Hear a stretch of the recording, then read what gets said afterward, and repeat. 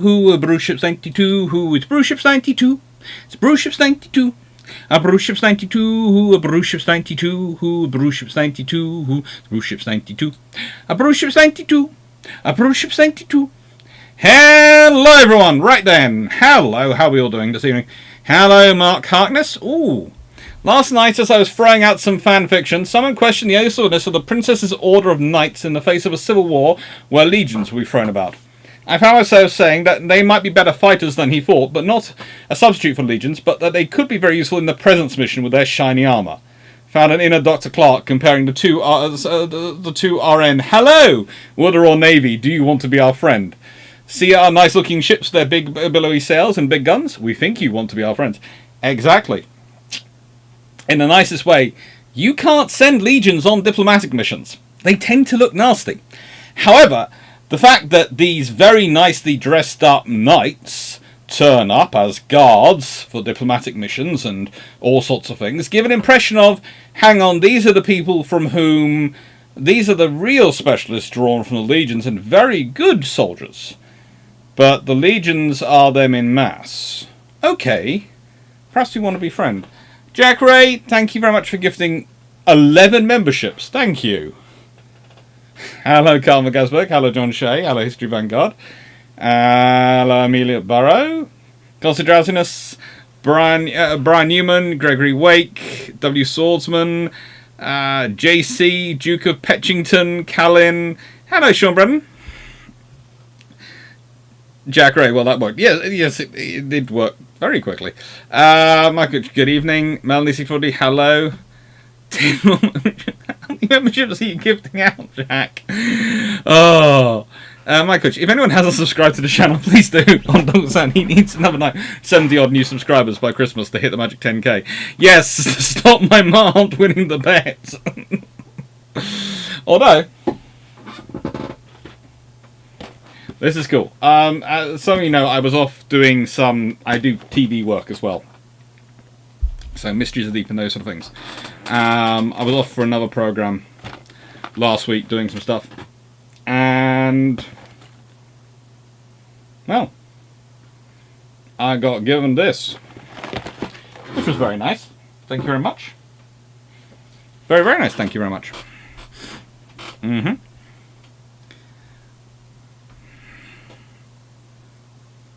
It's always fun, going off doing research, doing YouTube filming, doing all sorts of random stuff, and someone gives you a Lego model as well as a paycheck. Take that. I'm not sure if I can declare it as taxable income, though. I don't think a 007 Lego vehicle is taxable income. I'm going to decide it's not. If the taxman doesn't agree with me, well, first of all, they're going to have to find out how much it costs and then tell me. Hello, Menace6040. Atasha 2 Vishel. Hello, Senecanero. Hello, Ruhon. Did I get a supply drop? Carl McGasberg. I know it's arrived with Drac, but Drac and I have not yet managed to coordinate the dropping off the supplies to me. And this is because we are very, very bad at doing this. Ruhon, don't worry. There is, well, how do I put this when it comes to in terms of, let's add a source. Let's add an image file, and let's go to any of the ones I've recently recorded. That one will do. And, boom. Yeah, this is the Christmas videos we've got coming up. So, the first Tuesday, Long Patrol, of the year of design technology is 1860 and 1960, 100 years of gun cruisers.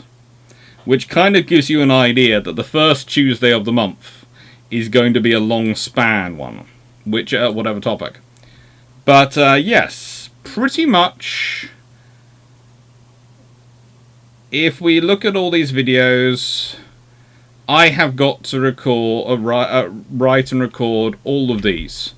I have so far, I am happy with German heavy cruiser World War II, Soviet Navy 1918 to 91, and all the free long patrols in terms of the PowerPoints, and the Commerce class, the Kaida, and the Crestas. So I have the first 1, 2,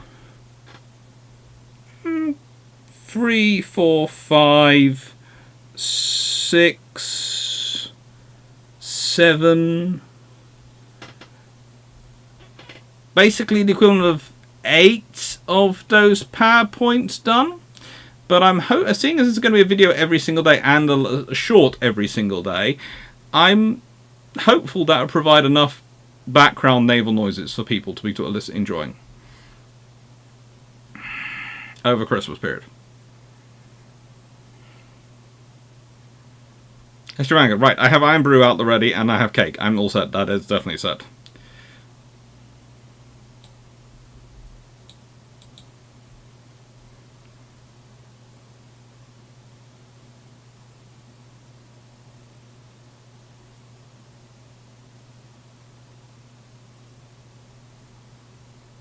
Yeah, TBD can get used for many things. It can get used for tribal battles and darings. It's going to be interesting considering because I'm starting now working. As said, I'm working on my first 4 Kindle books, which are going to come out together, which are going to be 2 personnel ones, and I pretty much decided who are the 2 I'm going to do for that, and U-class and Flower class, U-class submarines and Flower class corvettes. They're all going to be roughly 45,000 words. I haven't talked about their titles yet. It's going to be interesting to see what titles and what effect those have on the discussions in the chat.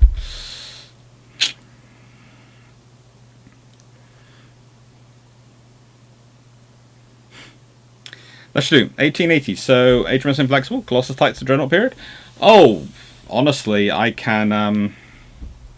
I have an Excel spreadsheet, and as I said, I have. Some of those I already have worked out what I'm going to be doing next year, and I'm happy with them. I've got an entire series based around battleships. And that starts off with the great ships, or the first, second, and third rates in the 18th century. Then it goes to steam rates. The wooden wall gets a hiss and a huff. Then it goes to ironclad frigates of the line. Steam battleships, sovereign battleships as I call them. I don't call them pre-dreadnoughts, I call them sovereigns. Dreadnought battleships, battle cruisers leading up to World War I, capital ships in the treaty area, capital ships of science fiction, battleships and battle cruisers that might have been, and why no more battleships. And those are the fourth Tuesday of every month for, well, January to through to November. And yeah, I'm not sure why it ended up being that. I was going to do something more generic and look at all the ships in those periods and design things, but I think I'm going to design it up and divide it up. I'm still working out how I'm quite dividing it up. But basically I want to talk about the design and technology, and actually, as a rule, the 2 groups which are good to look at for design and technology are the little ships and the really big ships. The ones in between, they tend to get not necessarily the high tech or the strange things, which are nicer to talk about in a video in terms of a recorded video. I have found the longer form lives will allow me to discuss things which don't tend to work well in a recorded video. I have started to figure out what people tend to like to cover in terms of recorded video and will tend to watch through the whole through, and what people will turn off. But then I've noticed that's different than what people will watch the whole way through on a live. Hello, George Newman. Hello, Stephen Richards.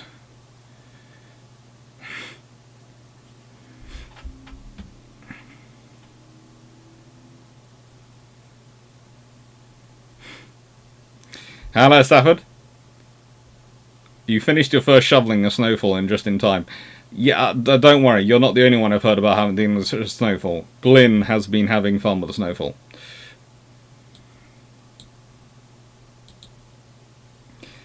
Mark Hannes, well, I've asked my loving wife to get me a copy for Christmas along with the Jutland Scandal. She said I never tell her what I want, so... Yeah, the Jutland Scandal is good, but... we have another book. Oh, they have the Jutland Scandal up there. And yeah, the Jutland Scandal, of course, is... That's the Harper and Bacon book, which is very, very good. And then we have the Naval Staff Appreciation, edited by William Shalhoff. And that's also a pretty good book. It's worthwhile reading. Especially when you realise the diagrams were redrawn by John Jordan, which shows you the diagrams were drawn by someone who knew what they were doing about drawing diagrams. I have got to get better at drawing diagrams, especially for the books which I'm doing.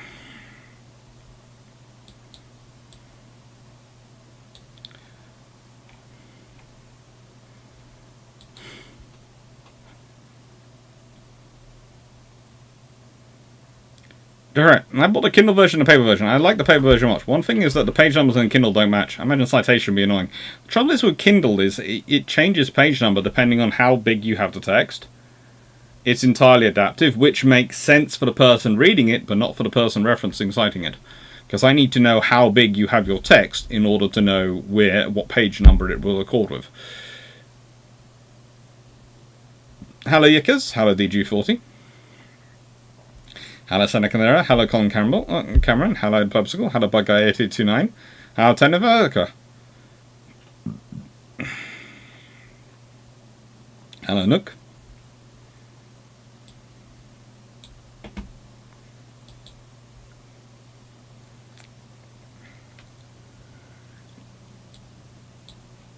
So anyway, in terms of Star Trek, is Star Trek Enterprise Age of Exploration or still 1890s?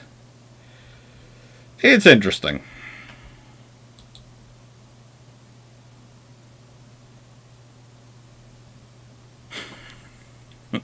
You're far too generous, Stafford. Very kind of you, though. Colin Cameron, Doc, I was wondering if, with it quite close to me, if it were worthwhile asking Glasgow Uni to access the Beardmore archive to look at the original correspondence regarding Argus's early design. It's always worthwhile looking at. It's quite interesting. Trust me, there are several archives up in Glasgow which I do enjoy visiting. Whenever I get a chance, I've got to go visit. I've got a lot of places I've got to visit next year. I've got a backlog of archives I have to go visit. I have to go to Wirral, I have to go to Newcastle, I have to go to Govan, and I have to do all of those before we do our possible long-range trip, which we've got to firm up, but we're going to talk about when we all get together this week.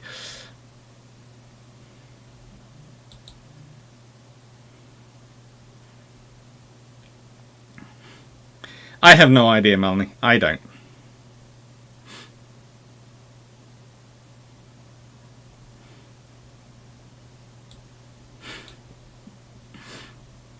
So anyway, a Flowery War, the history of the Flower class corvettes. Tempting. Currently, I was considering the not so little ships.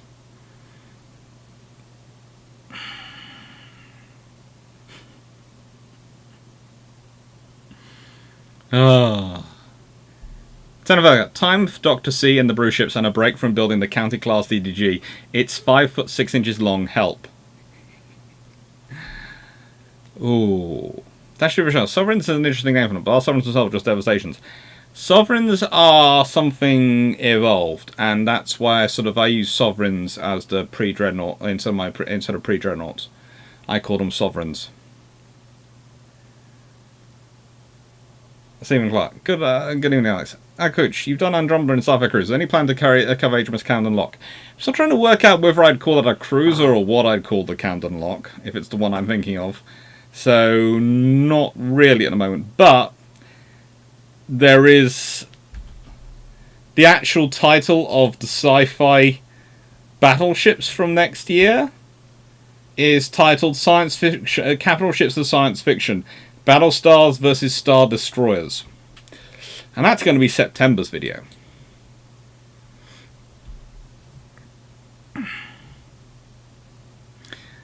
I just hire someone on Fiverr to draw diagrams for you. Tempting, but it's a case of I'm not sure how much is the right amount to pay them, because I don't think in my experience that the people at publishing companies paid them enough, but it's also working out if I have enough to pay them. And also there's part of me which sort of wonders if I'd like to be able to add in details. So just add the text size in your citation for the Kindle book version of books. That would be sensible. History Vanguard. I've been doing research on HMS Tiger, 1913, and I do have a question now. Why was Tiger put in the first battlecruiser squadron when she needed more trials? Because BT wanted Tiger. BT wanted the big new ship. BT has an ego. BT always wants the big new ship. He always wants the big new ship. He insists on having the big new ship.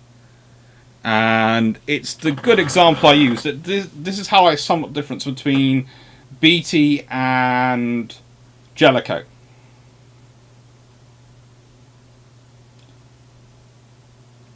Jellicoe gets delivery of the Queen Elizabeth class battleships. They go into 5th Battle Squadron. Does he transfer his flag? Nope. He stays in the King George. It's his flagship. He ain't moving. Why? Why change? BT gets there. That ship, King George, is of course set up as flagship, everything. No, no, no. I've got to be in a Queen Elizabeth class. And he actually, at several points, tried to nab a renown. Because they were the newer ships.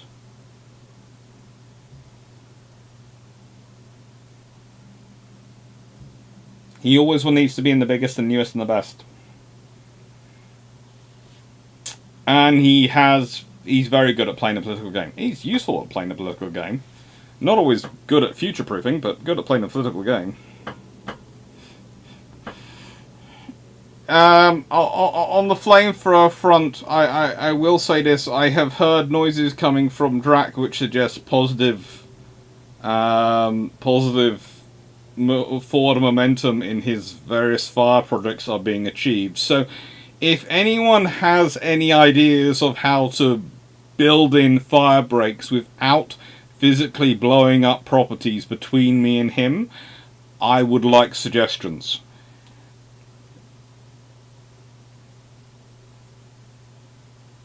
Thank you, Kai Anderson. I hope you enjoy it. Julian, having massive throughput issues. Don't know where, my end or Dr. C's, or somewhere in between. I'm going to drop out and maybe try to come back later. Otherwise we'll rewatch in the future. I'm sorry to hear that.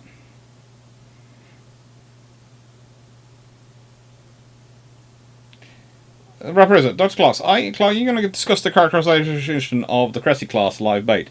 That's tomorrow's video, and yeah, well, if I told you tomorrow's video is... Let me just check in my cat channel content button. Let's see. It is 1 hour, 38 minutes and 41 seconds long. So, yes, it's nearly 100 minutes. It's in the medium length movie range.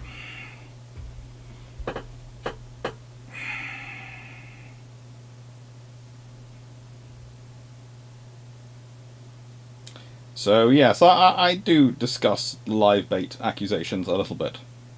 Just a tad. Tony Cameron, how about a subtitle? Why you should be afraid of HMS Pansy and other interesting stories. You should always be afraid of HMS Pansy. It's kind of like here, if you hear an HMS Penelope is coming away, you avoid that ship. Yadwell, Newcastle. I have vision of Dr. C sitting cross-legged on the bow of Turbina, just visible behind the boxes of archive, behind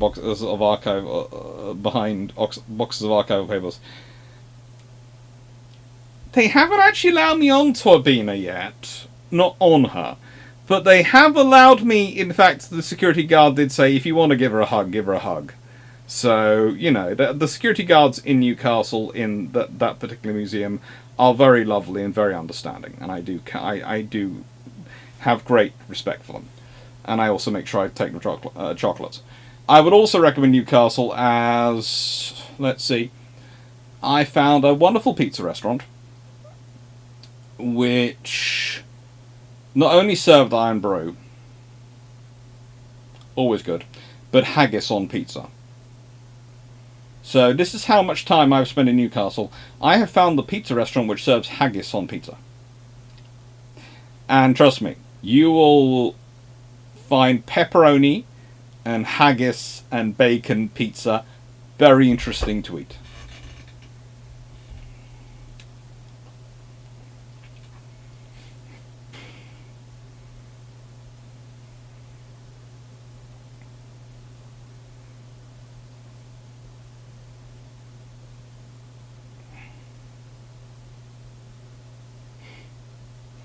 I know that, Stafford.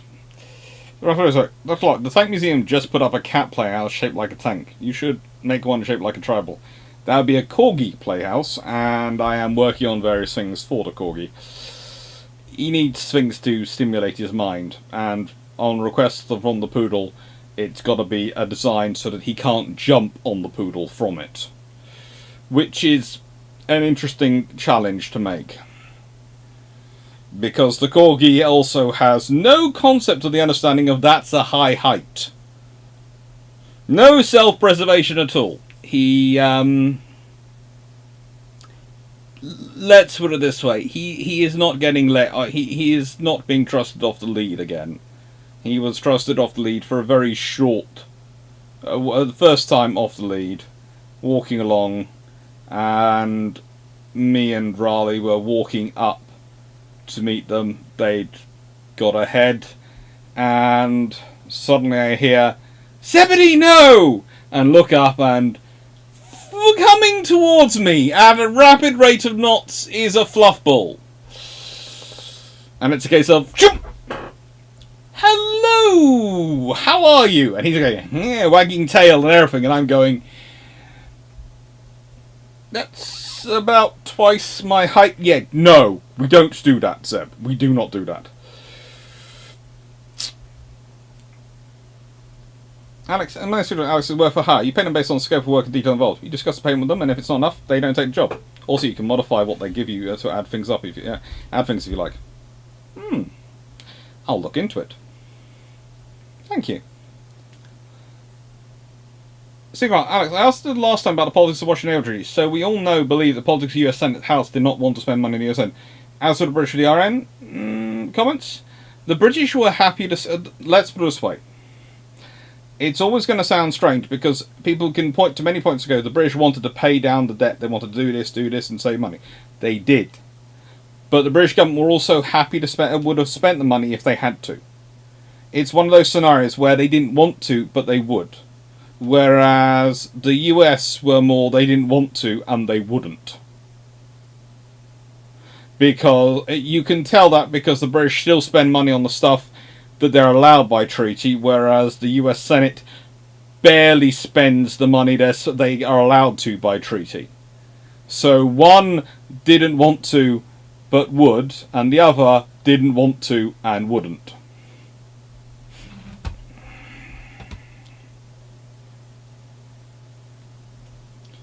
If you don't want to form fire breaks and bulldozer expensive, I suggest bulldozer. I'm just worried about people's actual houses in the way. Sam Thompson, concrete reinforced walls and emergency sprinkler system fitted to the top of your house to ensure your property is soaked prior to and during the blaze. That sounds sensible.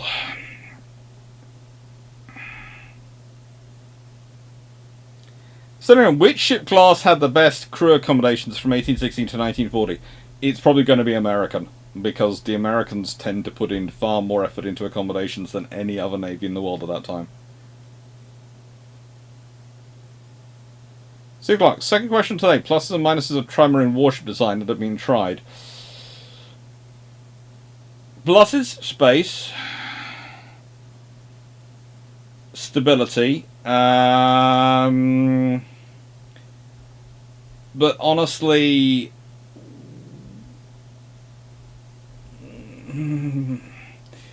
it's going to sound strange, but the fact is most of the trimarine warships that have actually fought...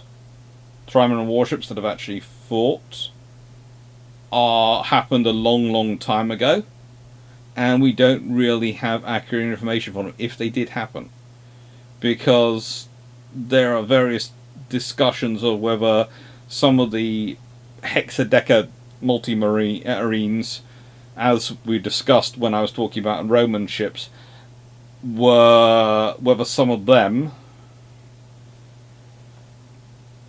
were actually multi-hulled ships with multiple rowers in each ship, multiple banks of rowers and a platform in between, or whether they were sort of multi oarsmen on an oar, multi sort of more banks of oarsmen. We're not 100% sure.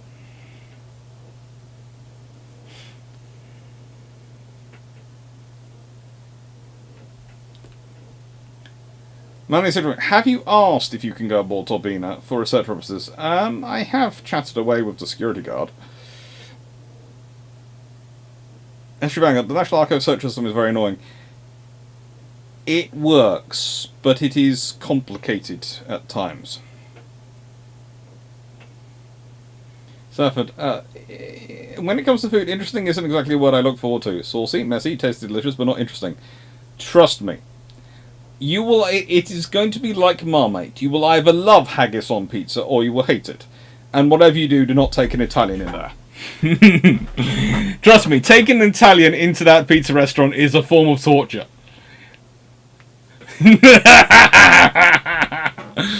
I did take an Italian history colleague into there, and he knows who he is.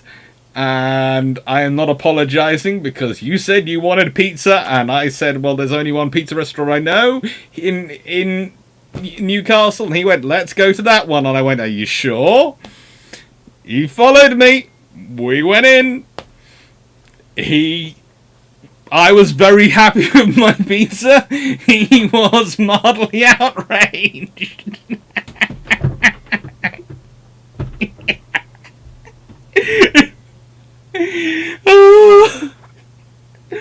I'm sorry. It was torture, but it was so much fun.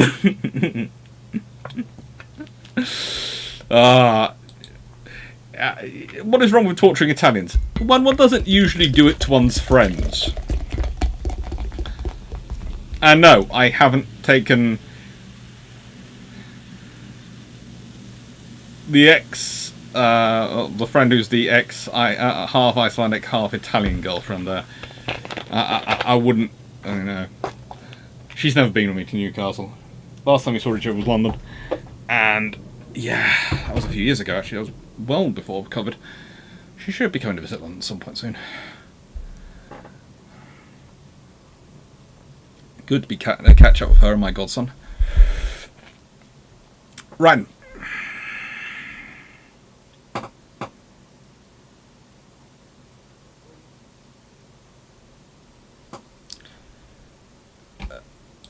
Burgle always win?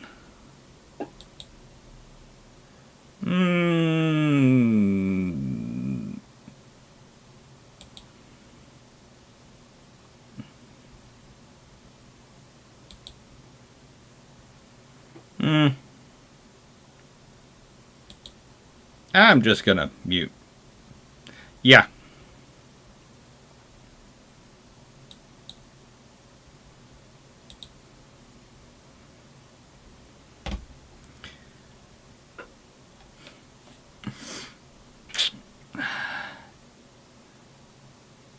Clarke, did you skip Taranto Day this year, or did I somehow miss it?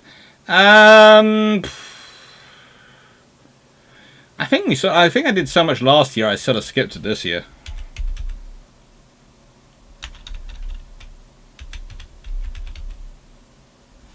Yeah. I did. There are 16 videos on my channel on it. Yes, there are 16 videos on my channel on Taranto. I officially think I have probably done enough on Taranto for this year. I might well go back and do some more next year. I'm not sure.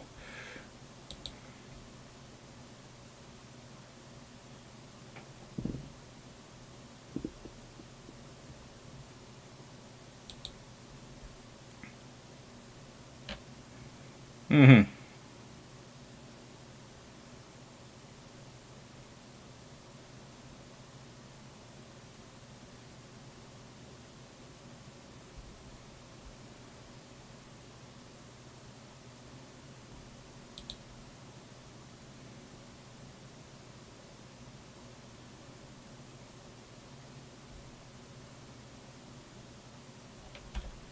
Sorry, someone just done some massive comments on an old video, and we're just going, what the frigate?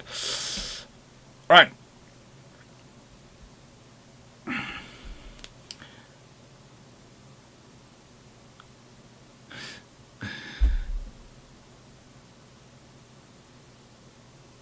Right, and Malaga, I'm having Jack Ray, Corgi sounds like land torpedo. Yes, or a self-propelled, self-launching mortar round.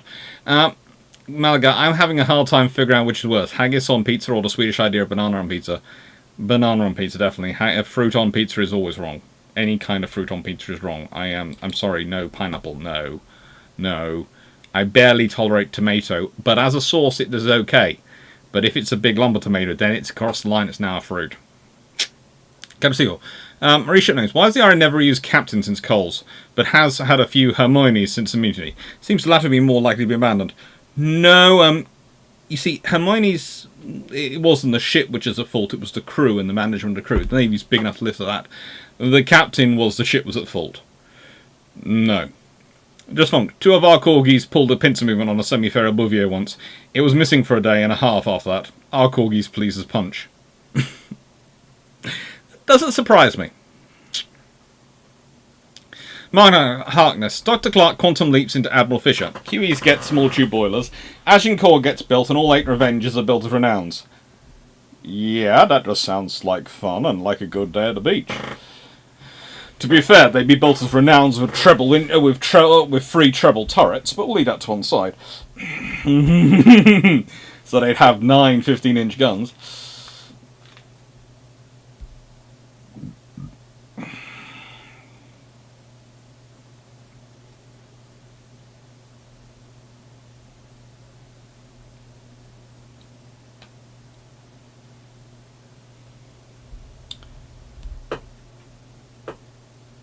I can't remember the name of the ship, but I just got a book for review about an Argentine ship during the Falklands War written by a veteran of the said conflict. Cool.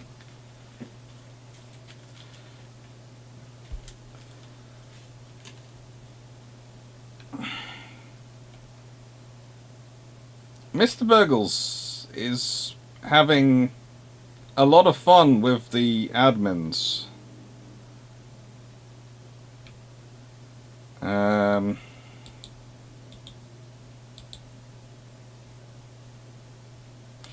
Burgles always win.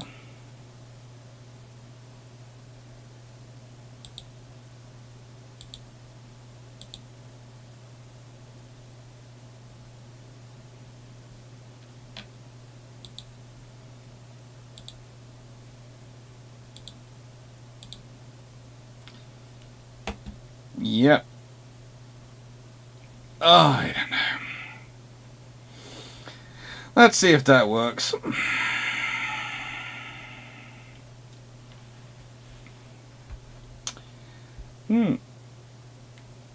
There are a lot of Burgles. There are a lot of, how do I put this, admins on tonight. There was not much chance of Burgles winning.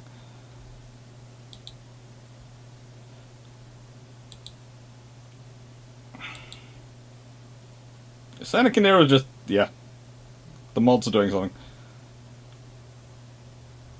Sonic, sounds like you made him former friendly Haggis Pizza. No, he's still a good friend. Actually, I recommend him to write a book. He's doing well with the same and enjoying writing that book. Mark Hannes, I will defend any man's right to eat pizza any way he likes it, unless someone tried to take my pizza away next. Carl goes, half Icelandic, half Italian, fermented jargon pizza. As I said, this is the lady whose cousin, pretty much sister, because they're pretty much the same age and raised very close to her, is half Italian, half Finnish. And yeah, I've been thinking about them more recently because I've been doing a lot more on Facebook and I've been chatting away with them. But and I was thinking about people saying Finland doesn't exist. But no, they do some interesting concoctions with food, but they do not mess with their pizza. Do not mess with their pizza.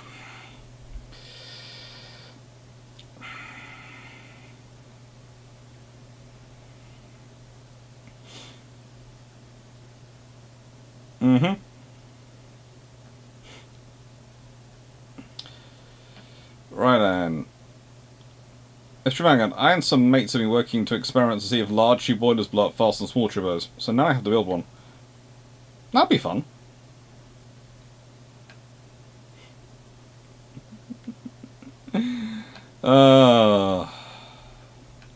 Is Burgle still going on? Yes. Hidden by Melanie. Hidden. Yep. Subscriber. Nightbot can help with this. Nightbots. Okay. Slava Nightbot. I will have to track down the Slava Nightbot.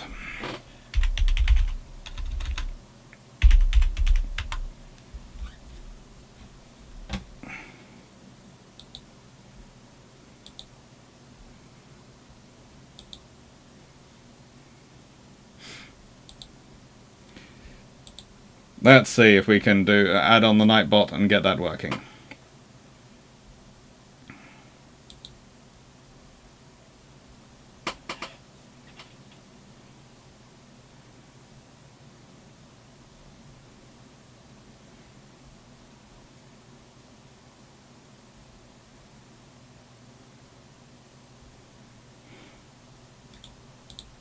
Just adding in, and let's see if we can add in Nightbot into the URL. Oof.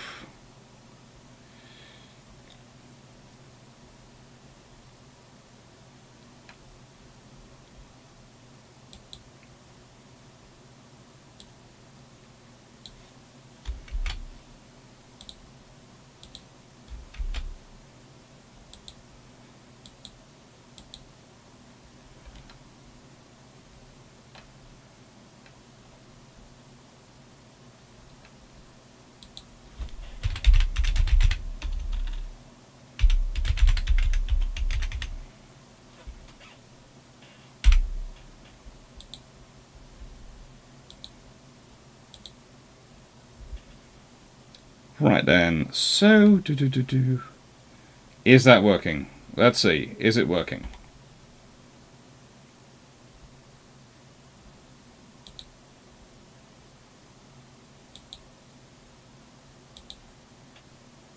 Nightbot should now, in theory he says, be working.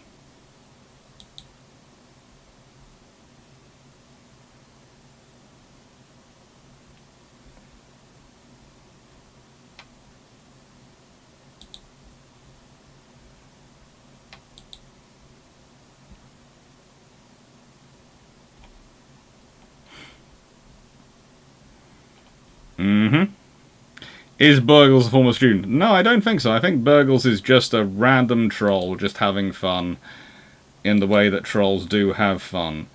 I'm not quite sure why.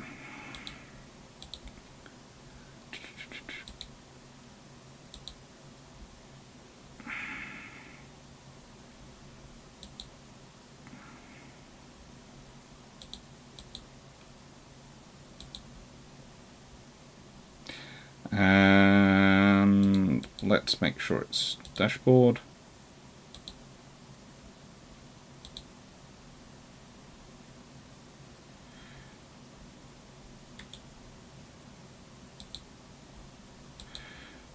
That's that, and let's set if I can set it up as a moderator.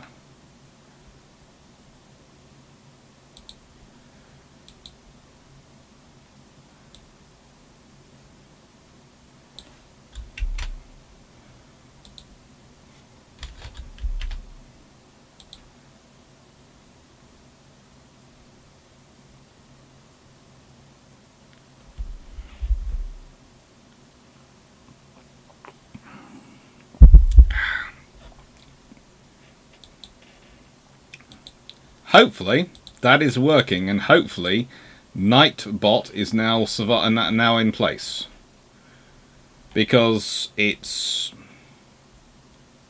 should now be working. He says.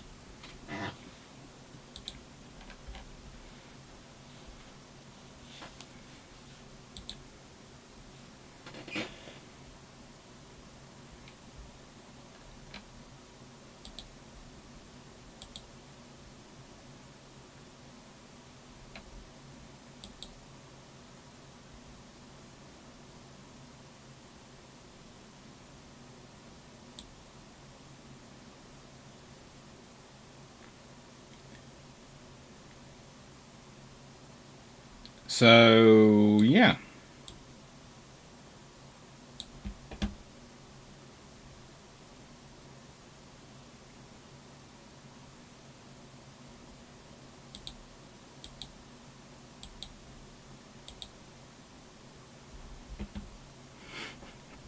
Nightbot should now be working. It's supposed to all be enabled. There is the blacklist phrases. All these things have been enabled, and according to the channel, it is now all happy, he says.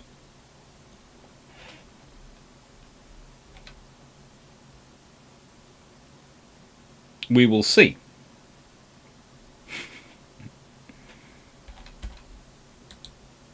We will see if Nightbot works. Huh.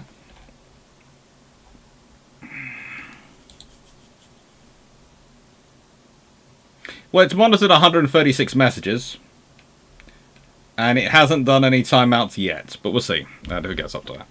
Right, so, and then there was peace. Yes, Mr. Burgles appears to have gone now.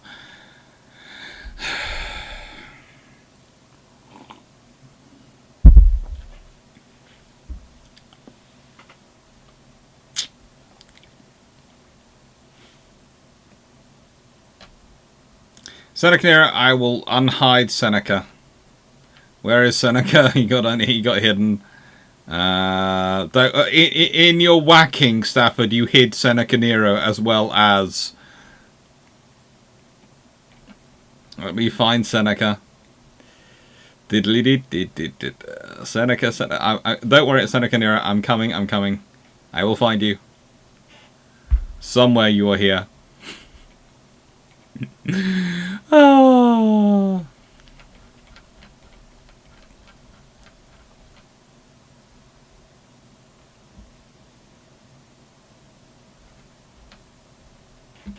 Let me go to the channel community.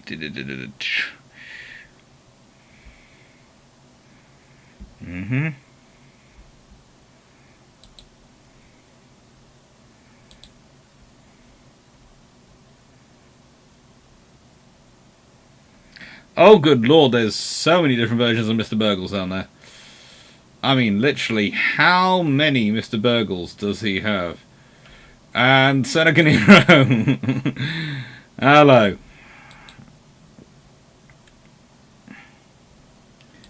Seneca, you should be back now.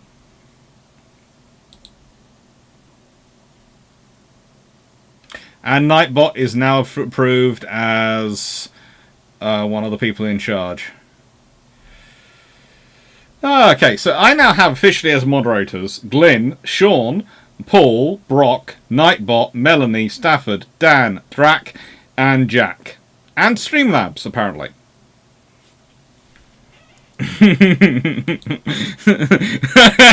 Risen from Seneca. Right then, we will get on to some books now. We have got new books. Well, I've got new books to look at. So,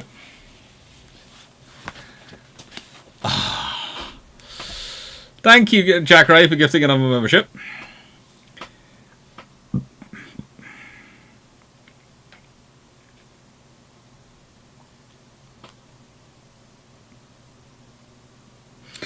Look, I must have blocked at least half a dozen burgles at my end.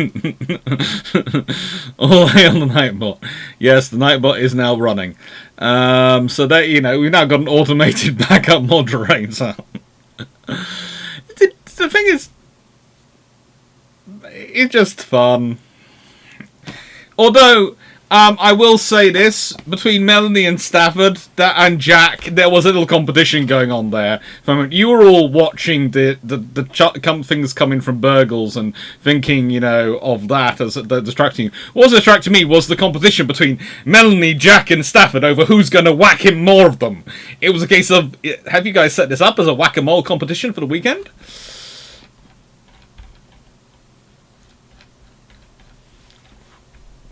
Right then, so, first things first. HMS London. The new version of the book, the paperback. You know, I got sent the hardback to review. And the lovely Iain Ballantyne went, Alex, you know that's not the newest version of my book. I went, really? Yeah, it's a good book still, I'm happy with it. He went, it's not the newest version of my book, I want you to read this. So this literally arrived just before I went off away. I'm going to tell you now, if I was getting this book and I'm buying it myself, I've already bought the Kindle version, I put my hand up to that, and Iain Ballantyne is not only a friend, but he's been an employer on occasion, because I've done articles for Warships International Fleet Review, of which he is the editor of. Iain, really very, very good, and he is right. This is probably the best version of the book so far. It's certainly better than the Kindle, because it has the smell of a book, which is always a nice thing for me. And it has really cool pictures in it, and it goes right up to the Type 26 HMS London. It does really look at what the future of London is. And that's a good thing.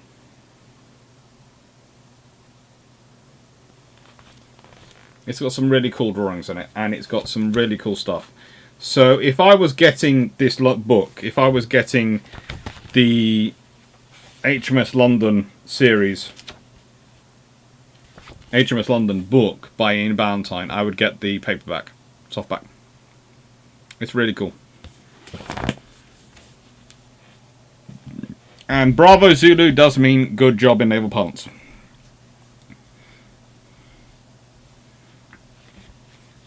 And this is the Warships International Fleet Review, which he is the editor of. Let me see, am I still listed at the beginning under contributors? I don't think I am, because I haven't written something for ages. I'm going to have to write something again so I can get listed again.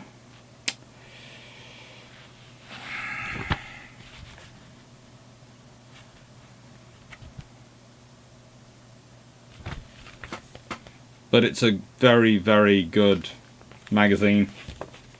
And, yeah. Both are worthwhile getting.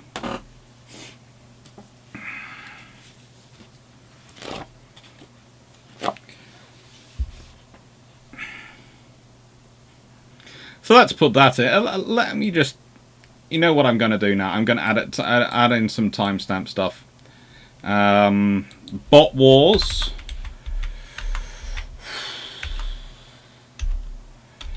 I'm going to put that in at sort of the 38 minutes. Bot Wars.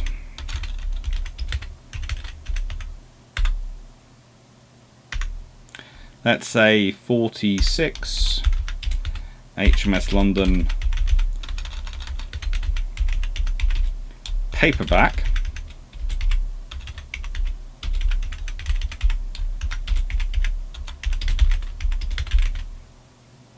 Iain Ballantyne.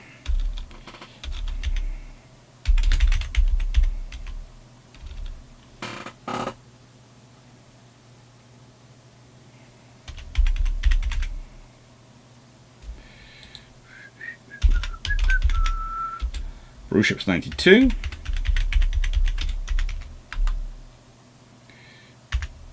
And 38 minutes. Well, that becomes roughly... Well, let's make it 39.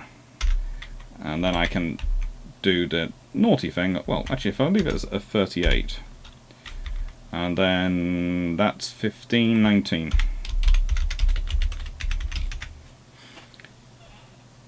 There we go. Timings.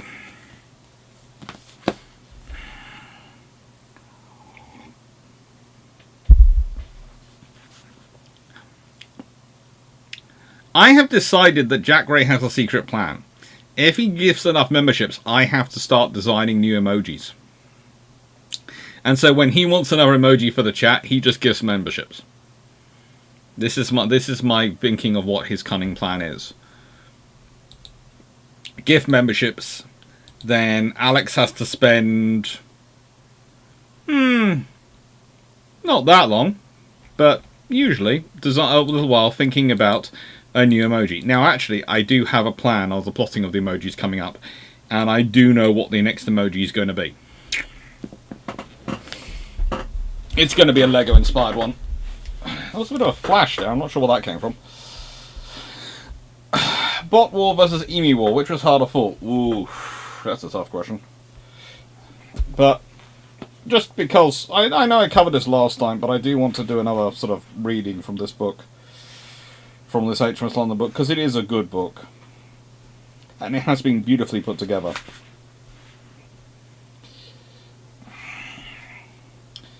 Between a Rock.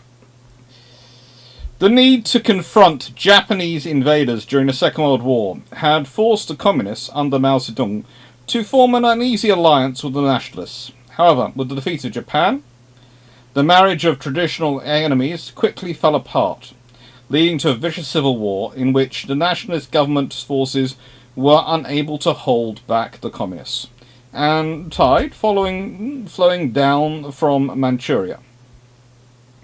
By 1949, the situation had become so unstable that the Royal Navy warships were stationed at Nanking, standing by to evacuate British nationals. Cruisers pulled the same duty at Shanghai, with London dropping anchor there every other month. By April 1949, the Nationalists and the Communist People's Liberation Army were facing each other across the Yangtze, with the latter poised to take Shanghai and Nanking. The Communists, who held the north banks, were known to be planning a crossing of the river in force to seize the south bank from the Nationalists. To avoid having their movements misconceived, any British warship on the river were trying to get to and from their guard stations before this happened. The destroyer HMS Consort was the Nanking guard ship, with the frigate HMS Amethyst, which is actually, let's be honest, a Black Swan class sloop, sailing up the river to relieve her on 20th April. Even though the Amethyst was obviously a British vessel, she was still fired upon by Communist artillery, sustaining serious damage to her bridge and wheelhouse. Out of control, she ran aground at Rose Island.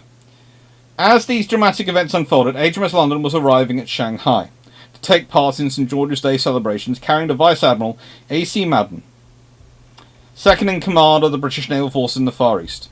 London received a situation report from the Amethyst, its details having a startling effect on the cruiser's commanding officer, Captain Peter Cazal. After discussions with Vice Admiral Madden, Captain Cazal informed the ship's company of the possible implications, and London was cleared for action.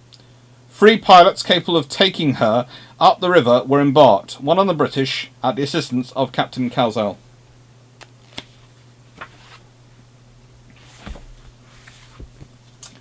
It's a good book, and it's a good one for Christmas. I will recommend, of course, my own, Travels, Battles and Darings. I like that book, and I think it's a very good book. But this is Iain Ballantyne's book on HMS London. And if you're interested in something which is a bit operational history, a bit social history, a bit designs history, a bit of everything from naval history, this is a good book to start with. I do have to sort out my books. As you can see, the books up there have slowly disappeared. And at the moment, I have got, and I will point this out, because this is the reason I'm not doing books from my travels. Okay, last week I was away and I knew I was going to be spending quite a lot of time on my own in a space waiting around. So, I'm not sure this will show you, but if you look down there, you will see roughly 3 bags of books. Those were all what I took with me. Oh, and by the way, yes, I have recorded Hot Tub Historian.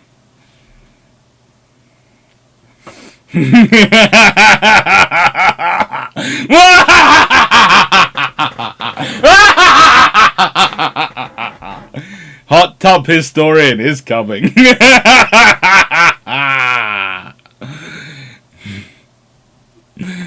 Alright then.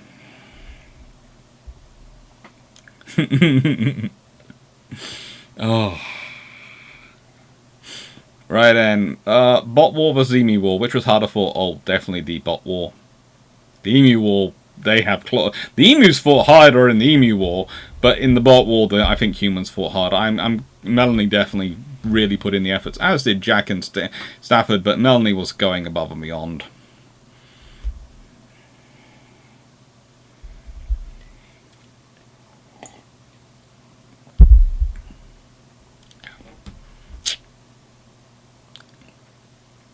Memberships are better for the channel, but I do realise that's probably the reason Jack's doing it, but I like to wind him up by suggesting he's doing it for more emojis.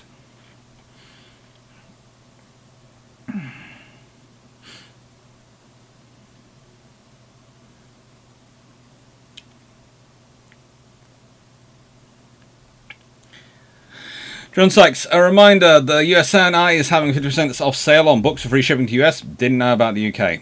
That is good.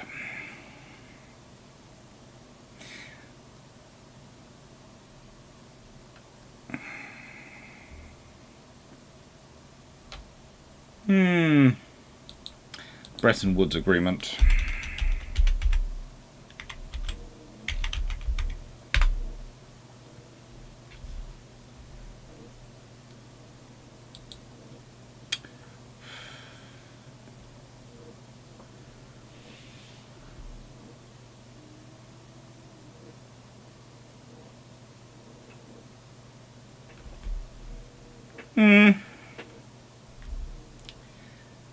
Well, I would say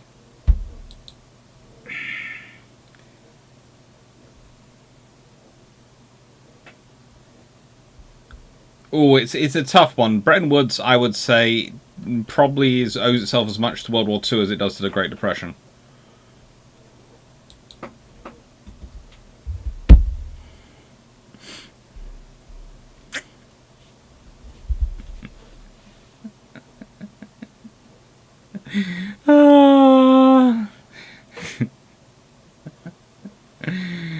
Where is it? Can you show Hot Topic story on YouTube? It's going to be out in shorts. In the 60-second shorts, they've been filmed, they've been recorded. Yeah.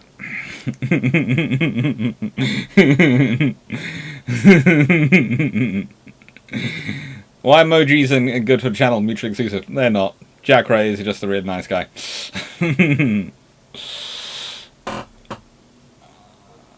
Right. So, next one.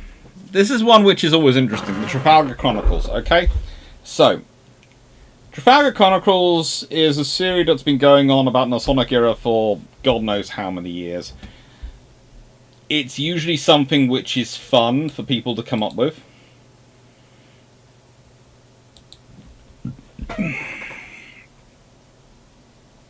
And, yeah.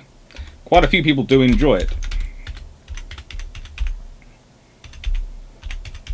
So if you do like Age of Sail, it's usually got some interesting articles in there.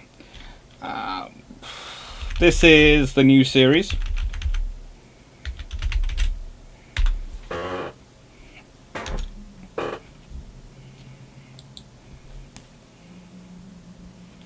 And the titles in here include Forward by the President of the Trafalgar Society, Admiral Sir Jonathan Band. Editor's Forward by Judith E. Pearson and John A. Regard. Sir Samuel Bentham, Civil Architect and the First Engineer of the Royal Navy, written by John Willis and Kenneth Fleming. The Blomfield Cannon by Aaron Bright. Benjamin Robbins and the Science of Naval Gunnery by Anthony Bruce. It's worthwhile reading, that article especially. Robert Fulton's Infernal Machines by Christopher Bosensky. Charts sent by the ever-to-be-lamented Lord Nelson. Some Reflections on Navigational Practice in the Georgian Royal Navy by Michael Barrett. Peter Hayward, Scientific Sailor, by Paul Martinovich. Fighting Instructions, Signal Books and a Line of Battle, The Evolution of Sailing Tactics in the Royal Navy, 1740 to 1850, by Andrew Venn. Again, a good one to read. Advance in Shipboard Care in Nelson's Navy, by Linda Collingson. Really interesting. The Navy's Naturalist and Polymath, Sir Joseph Banks, 1743 to 1820, by Thomas D. Fremantle. And then some biographical portraits. Family Tradition in Life of Sir Henry Neale, A Clarification, by Barry Jolly. And George Matcham, 1753 to 1833, a biography of Lord Nelson's inventor brother-in-law, by Lily Style. Some articles of general interest. Constitution versus Guerriere. The Lost Historical Significance of the Single Ship Actions of the War of 1812, by Nicholas James Cazet. And The Futile Danish Expedition in Morocco and Its Perspectives, by Jacob Siram. This is, of course, done by the 1805 and Trafalgar clubs. This is always a very interesting read. Always an interesting read.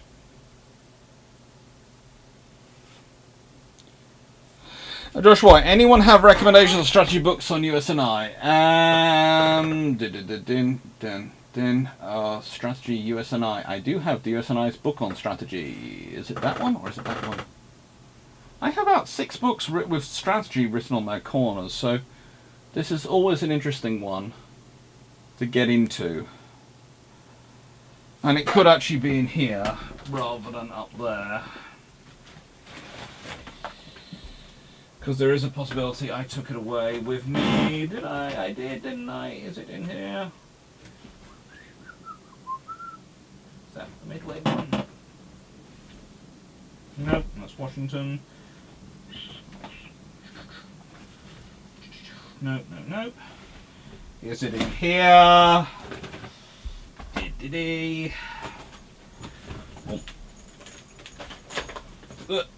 Oh. Troubles, battles, and bearings. Cruisers.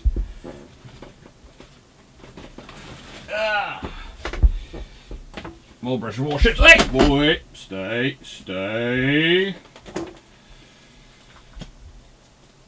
Oh, that's why you got unstable. Oh, I didn't realise you were on top of such a small book. Oh, you were all big books, and there was one little small book in there. And that was bad for you, wasn't it? That was bad. Right then. I think that's the right one. Yes, it is. Right, and if you want a good book strategy from the US&I, try The Battle of Midway. This is edited by Thomas C. Horn. It's their guide to their greatest victory, and it's a good strategy introduction to strategy of the US Navy in the 1920s, 30s, and what happened in World War II.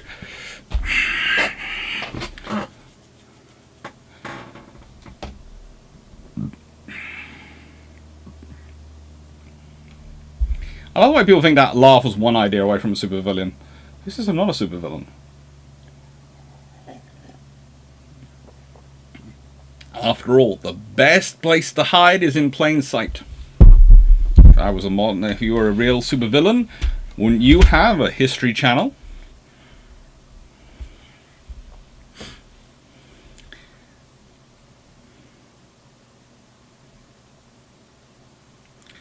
How is the sub-war affected, US sub-war affected if Pan American World Airways Flight 114 doesn't crash into the side of a mountain?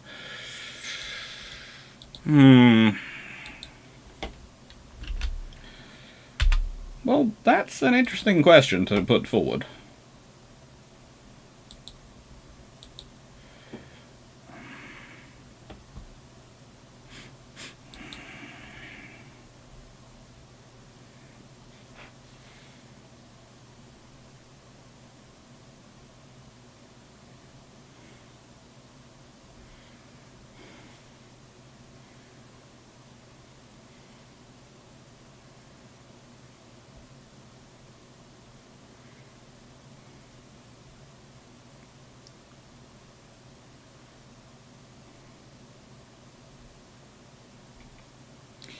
I don't think it has much of a change on the loss on the US Pacific War, but English was a very accomplished submarine commander, and I think it might have had an effect on perhaps the submarine service more post World War II. Remember, he's only 55 when he dies in 1943.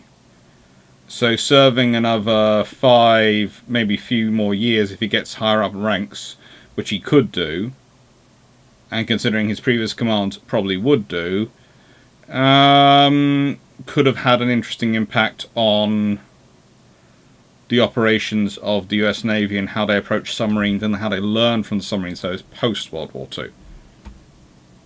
So I don't think it has much effect on their World War II service, but it does happen. It does have an effect on their post-war experience, I think.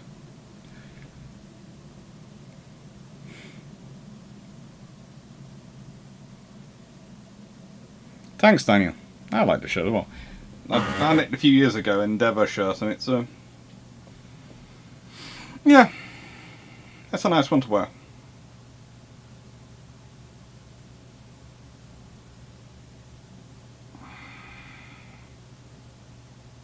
I think the saddest thing is that there is a nurse aboard who has terminal cancer. Lieutenant Edna Morrow, who actually, she was on her way home to die, but didn't really want to be going home, it seems. Wanted to stay and serve and continue her service as long as she could. From my own notes on it, which... this is the random thing of being what I am, okay? This is the joy of being an academic historian. Sometimes I type in these things and I'm sort of going, hang on. What notes come up? Because I have it set up so it searches, shows up first what my own notes, documents, etc. And then which the computer can access to. So they're either in the cloud or they're stored on the hard drive or on one of the connected hard drives. And the other options sort of comes up are the online ones. And I always click on my documents first, and my notes first. And I went, why do I have notes on that? And it must be something to do with some of the submarine work I'm doing at the moment, but because it's only a recently generated file, but I have no idea. I have no memory of making that folder at all. None at all.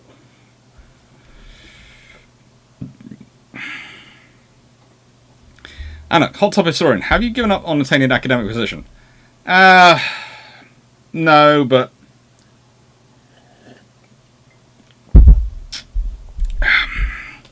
my theory is if anyone ever made a fuss about it, I'd go, it's some Christmas specials I did.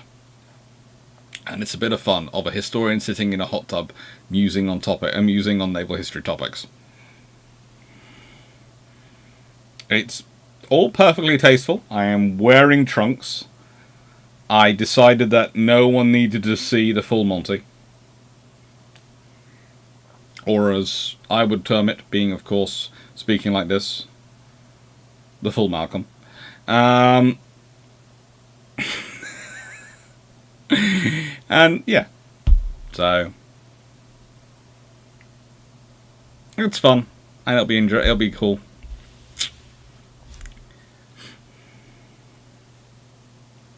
Doug Clarke, I was watching an episode of Stargate Atlantis and a prompt to question, does the Iron have something analogous to CBs, and do they regularly deploy on ships that they would be useful? Yes, they're called the Commando Engineering Regiment. They're a hybrid Army Royal Marine sort of unit, in that they are technically Royal Engineers, but they all go and do their Green Beret, and if you told them they were a regular engineering unit, they might well do very nasty things to you.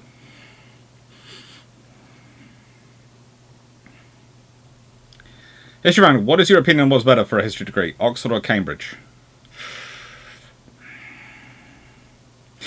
I like both, but I've taught at Cambridge, so I'm going to go with Cambridge.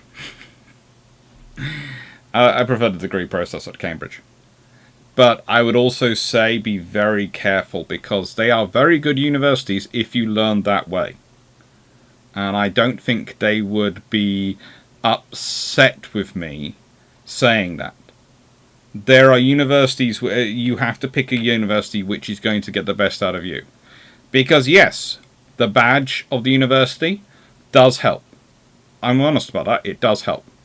I talk about King's far more than I talk about Kingston or St Mary's on my degree list. Admittedly, it's my most recent one, it's the one I got my PhD from, but it's also the most prestigious of the three. But saying that, as I often tell people again, you can go and do a master's at Oxford and Cambridge. You can go and do higher degrees at these universities if you want to. Sometimes it's better to work out what is best for you for your first degree. It depends on what school you come from, whether you're used to that kind of pressure environment, and also whether you're kind of used to that kind of social environment. I would say myself that if I had gone to Cambridge or Oxford as an 18-year-old, with the social environment they have there, I would, and this is despite the fact I speak the way I do, I was a scholarship boy at a private school, I know all the knives and forks. I can work my way in and out. I can do all the right things at the formal functions. I even have a full white tuxedo. As well as the normal black, a couple of black ones, I have a full white tuxedo. And that's because of some of the friends and family I have and the events I have to go to sometimes through my work and through various functions. So I have to have these things. So I am used to going to those formal occasions. And even I, when looking at them, when I've been to some of those occasions at Oxford and Cambridge, and they are wonderful, beautiful occasions, go, I'm so glad I'm not going through this as an 18-year-old in there, that scenario. Because that's a lot of pressure. If you aren't that keen on that sort of thing. If it's not you. If it is you, you have an absolute ball. It's amazing.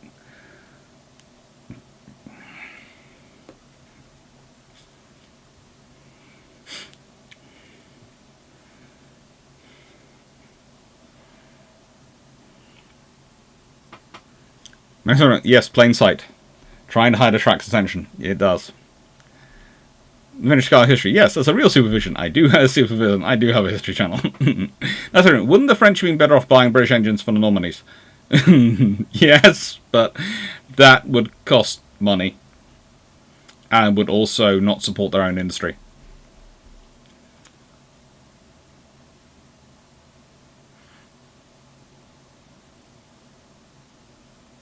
Carl Cameron, would it not keep the Mark 14 designer out of command of subs in the South Pacific? Potentially, but because everyone gets promotions at various points. Dr. Clarke, if the British built ships for the French, what would they do to mess with their crews? The British wouldn't build things which would mess with the French crews. Mainly because if you built them to be bad for the French crews, then when you took them over and put British crews in them, they'd be bad for the British crews. You just might not put the actual full weapon systems in them. Some interesting issues with the electrics. Maybe the hot water boiler doesn't quite work right because not all the boners are properly connected. Things that you can readily fix yourself quite quickly if you know what to look for.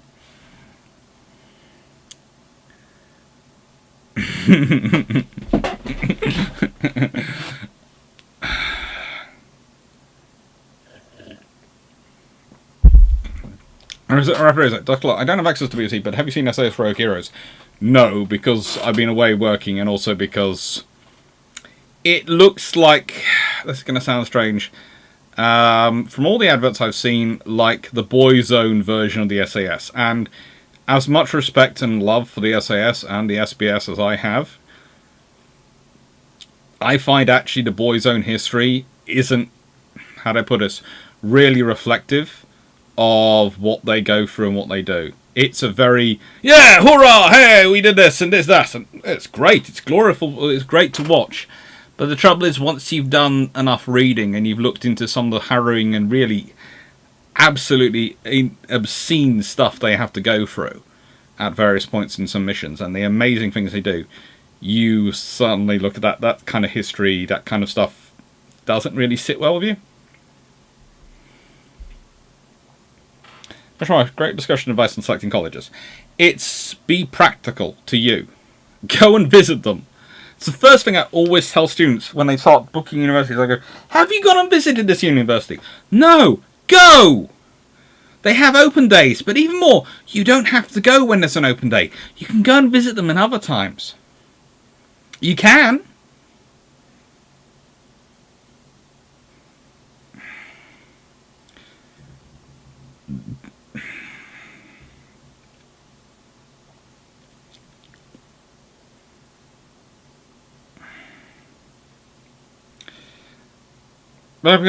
Skippy Afghanis. A good afternoon, Doctor. Thanks for a great video. In European navies and the conduct of war, the officer said that Jutland, the ground fleet, only had a numerical superiority of the High Sea Fleet. I thought Queen Elizabeth beat all, yes? Pretty much. It's a numerical and qualitative superiority, really. But there's... well, the Germans would claim that... Let's see, was Baden available?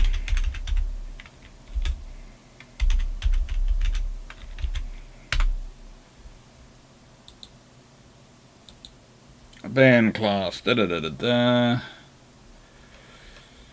Were any of them at Jutland? Well, she was commissioned the 15th of July 1916.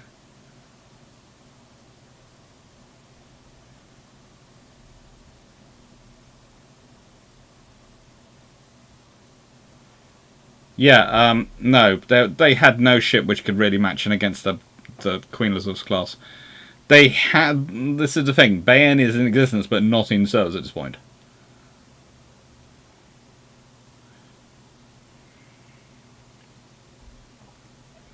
That's true for sure. University isn't the place the students go when they're not in pubs. Not my students. Lectures are the place they go when they're not in labs.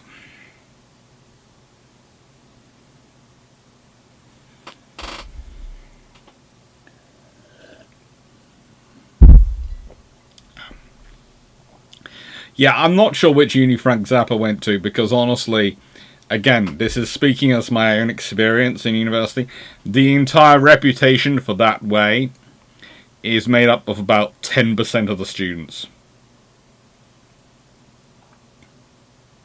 The rest of the students are not. In fact, I would say a good 50% of my first years tend to be pining over the concept of having a girlfriend, or boyfriend, or whatever their inclination is. I don't really care much.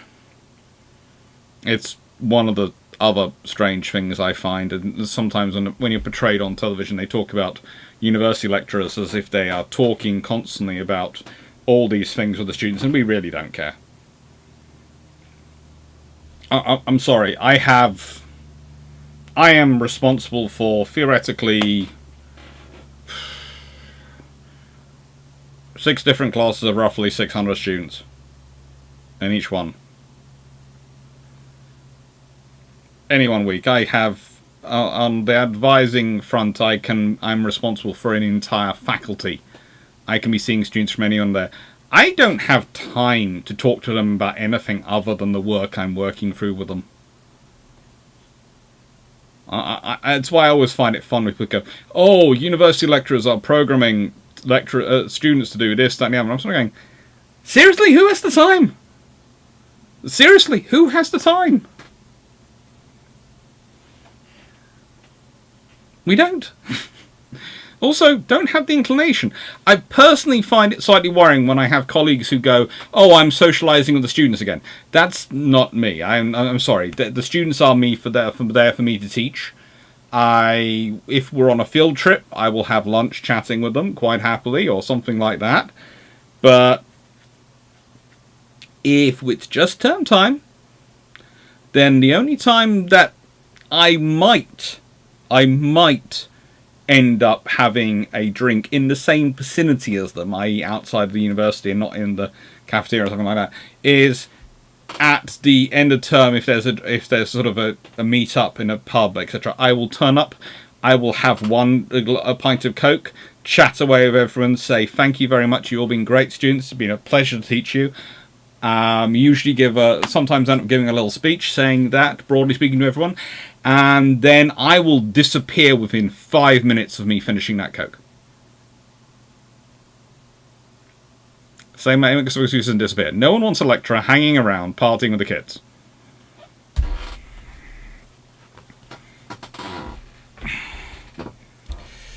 Postgrads are slightly different. PhD students, yeah, because they do teaching as well me, so I will sometimes go and have a drink and a chat with them. Master's students, it depends again. The general master's students I probably don't have much of a socialising with, but the master's aides who do the do teaching assisting like the PhD students do, yeah, I will again, because they're staff, but they are not students, therefore in that scenario they are fellow staff. And even then, there is a difference. And I do remember one PhD student who I work with quite a lot has said that they never felt they socialised with me till after they'd finished their PhD and were a fellow lecturer, and therefore it was a scenario where it wasn't someone who was marking their work sitting down to dinner with them. This is the thing, I I recognise there are always going to be power imbalances and there's always going to be workplace scenarios and like that. And that's fine. And the power imbalance between a contract lecturer and a PhD student is a very finite one. But I also recognise that they need time off. And I remember when I was going through it, yeah, it's good to have time with my fellow PhD students, the people at the same level as me, and be able to twaddle basically, and to let off steam. And you can't do that as easily if you have people who are staff with you.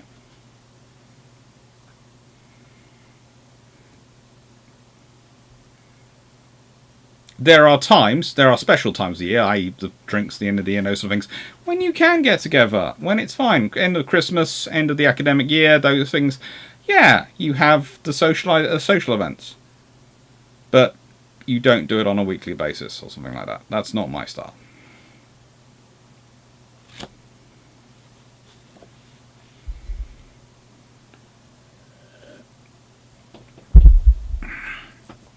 He's rang him. I know my mum's students go lectures and seminars in the library and nothing else. I know, Dr. Clarke, how many students can you actually place names and faces to? Faces I can place a lot. I will soon notice if faces are missing. As for names, that's, I would say, like 1 in 10 I might get the name correct for the student in terms of surname. I probably do slightly better in terms of first name. It's probably about 1 in 2. Honestly, when it's on the full lecture. Seminar groups, I'll know them all. Seminar groups, which you have 20 to 30, I will learn them all. But the lecture theatre, no. No, I won't. I'll try, but I won't. Nice around. You have to replace the 3 Corbairs, 3 Britannias, 5 Normandys, and 4 Lions. How do you do it? At what point am I replacing them?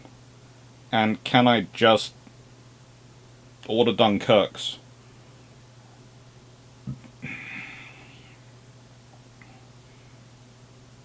Hi, Mike Newman.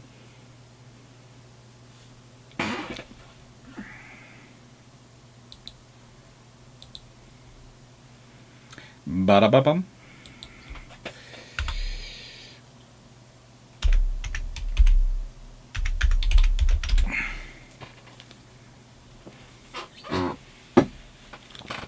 I don't know if I've ever read anything from this book, actually, to you all. I probably should do. But no, I highly... If you're interested in Age of Sail stuff, and this is... The reason I'm tempted not to read stuff from this book is because quite a lot of it is going to be factoring into next year's discussions, because navigation, all sorts of these things are going to be turning up. Navigation systems are going to be one of the big one of the big videos, which is going to talk through the various developments of navigation. Of course, radar, various forms of fire control computer discussions, and all these things are going to be part of next year's design technology. So there is a reason I am being very reticent about reading from this book, because it's got the science and gunnery in it, it's got all sorts of things. Yeah. It's just very good, worthwhile it, but yeah, not reading much of it.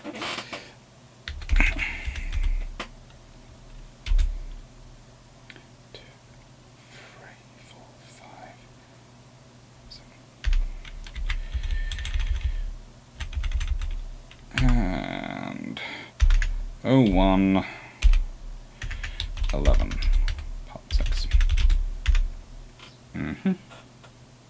Actually, that's fine.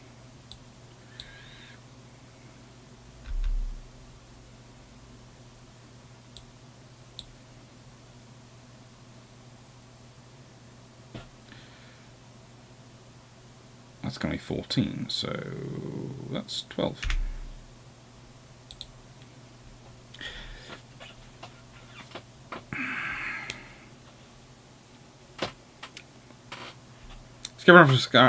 Skippy Africanus. Current Mariner's Mirror article. Nothing to shrew for his tomb, but a wave. Say sailors trading with townfolk shaped common taste. Isn't sailors getting off ship to trade abroad in 1620s hard? Not particularly. it's quite often the case that the crew would be allowed ashore. Because you must remember, how do I put this? Yes, there is to an extent with the Navy ships, people would be reticent about the crew getting on and off. But with the merchant ships, they get on and off, and that was part of the offloading process. You would often, as a merchant ship, arrive in port, pay off your crew, and then rehire a crew before you leave. And because it might be several days before you're loaded up with a cargo and you're on your way. And in that time, those crew who you paid off might well jump on another ship and go off and earn their money, so they can be earning more money in the meantime.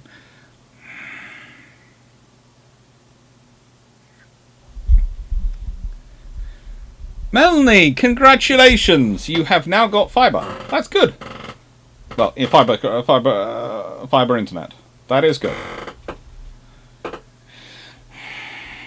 You can you name a ship or class of each of the major navies that fits the stereotypes assigned to them? Each of the major navies? In which period? And assigned to them, sort of characteristics. Well, the French never actually built an all backwards-facing gun, all rear-facing gun battleship. They did consider it, but they never actually built it, so there's not really many options on that one. How good were the Dunkirks? I like them. I think that they were very good, and they would have been pretty darn capable for them. If they managed to replace all their... If the French had replaced all their capital ships with Dunkirks, I can tell you now, the Royal Navy would have been far more aggressive in sinking French capital ships as El Kabir scenario. And frankly, it would have been pretty darn scary. I know, except for freshman lecture classes, I don't think I've ever had more than 25 and 30 in a class. Yeah, one of my largest classes I've taught in the past, I'm not sure if it's still this big and hasn't been broken up, was over 1,000 students. And it wasn't normally that big, but they combined lectures, and it was a multi-course lecture. It was a combined lecture from multiple courses. Core lecture. It was a core lecture for multiple different courses, which they combined into one lecture as a sort of experiment. And that was an interesting scenario.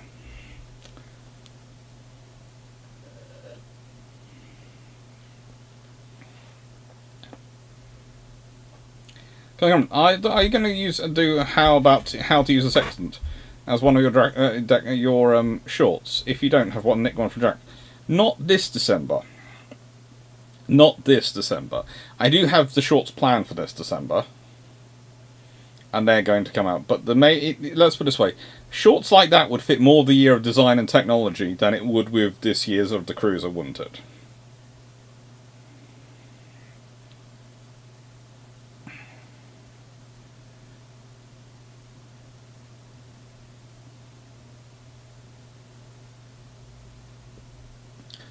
Excellent history, Vanguard. Good luck with the A-levels.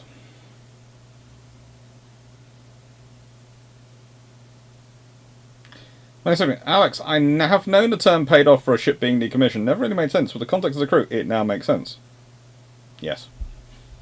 Basically, it's a ship in ordinary has minimal crew aboard to keep it ordinary and moving. Once it's commissioned, it then has the crew to run it. And the ordinary personnel will be sort of headed usually by the ship's carpenter.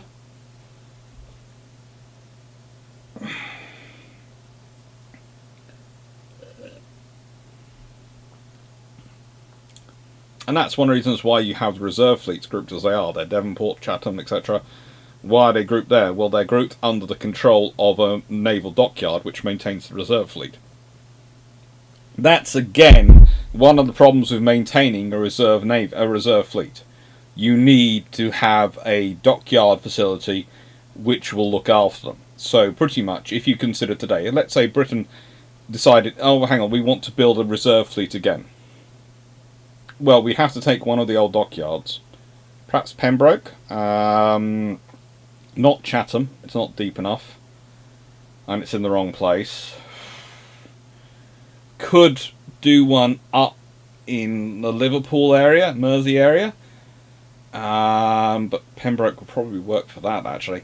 And you'd have to basically recommission it, set it up as a base, then have the reserve ships stored there, looked after there, and you'd have a constant personnel for a group of personnel based there, naval and civilian, to go around those ships and maintain them and keep them going. And you'd have to have a dry dock and other facilities to make sure you could regularly inspect their hulls.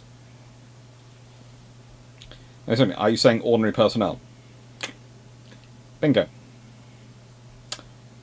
1,000. Yeah, and that's not even the biggest lecture I've ever done, but that was the biggest one, which was a actual part of a module.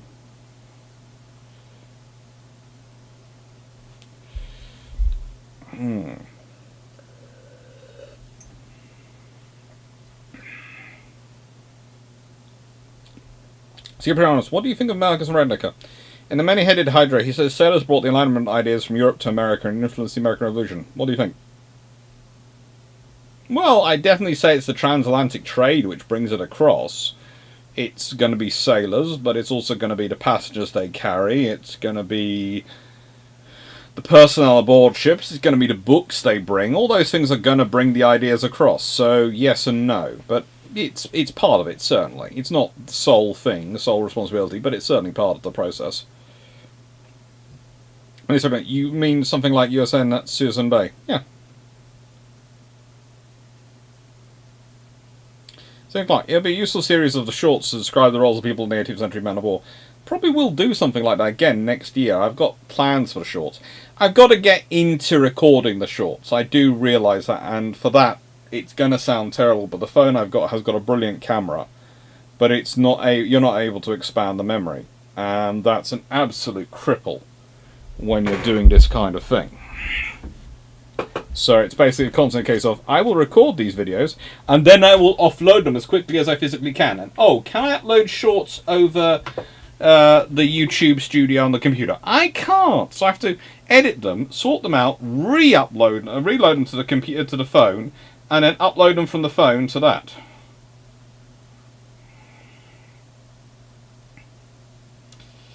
It's fun. It is really fun. Ooh. I have a busy week this week. So, just as a heads up to everyone, this week we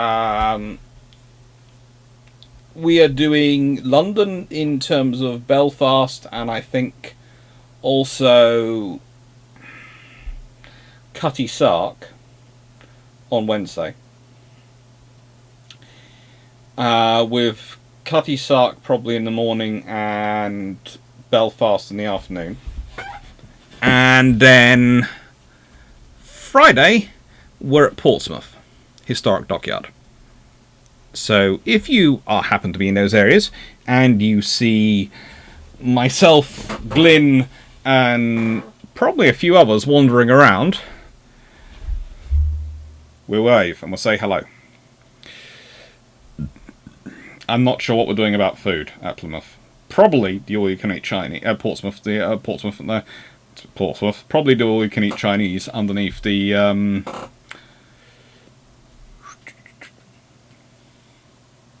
Spinnaker.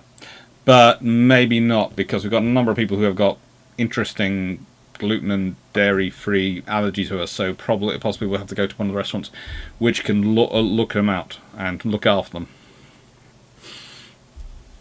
Far easier than the all-you-can-eat place can probably do so.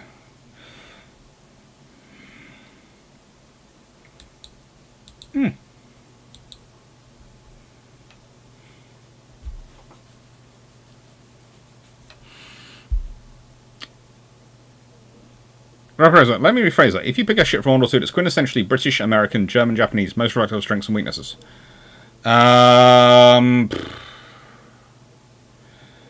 For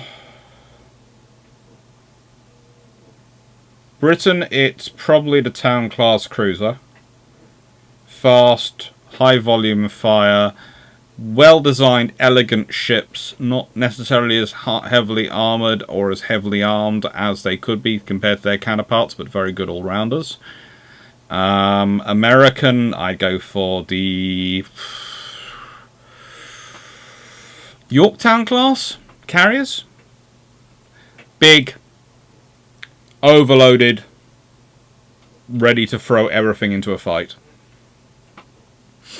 German, overly complicated and very much overly hyped, but the trouble is it actually does have a real level of capability, which is actually quite good. It's just the capability is here, the hype puts it up here, and here is still bloody, it is still very, very good. But its trouble is it's comparing it to the real capability versus the hype it's found wanting, but the real capability versus the other ships it's found to be quite a good ship. Would be probably the Tirpitz, Japanese, putting all their eggs in one basket, Yamamoto's. Really powerful, really capable, but all the eggs in one basket.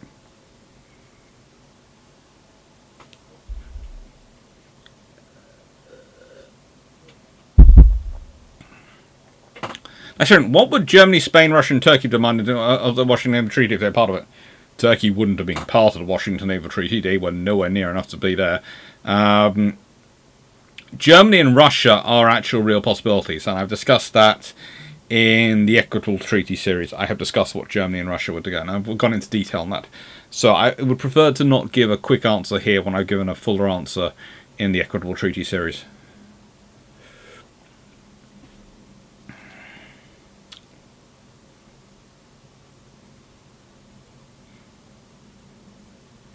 And look, are your TV appearances available? Yes.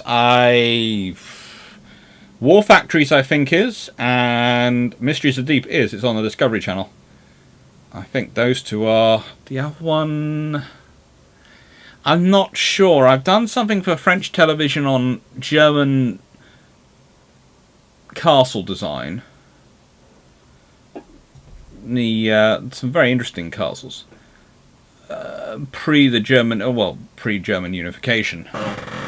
And yeah, I think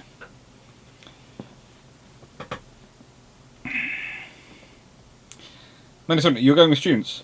No, I'm not going with students. We're going with Glyn Stewart and colleagues. We're going to do some sort of filming, and it's basically it's to an extent I'm hoping a large chunk of the Canada Naval History crew will be turning up.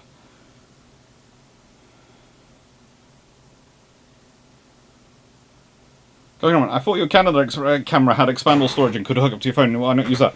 It does, and it can, but it can't. It doesn't record in the right shape for a short. A short has to be like that shape, so it has to be the sort of the small rectangle for the camera. Whereas the camera on my the camera I hook up to my phone for Canada, etc., does big.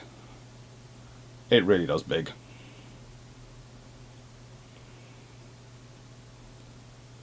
No, it's not students this time. If Glyn climbs the ropes, he's looking after himself. That's my policy.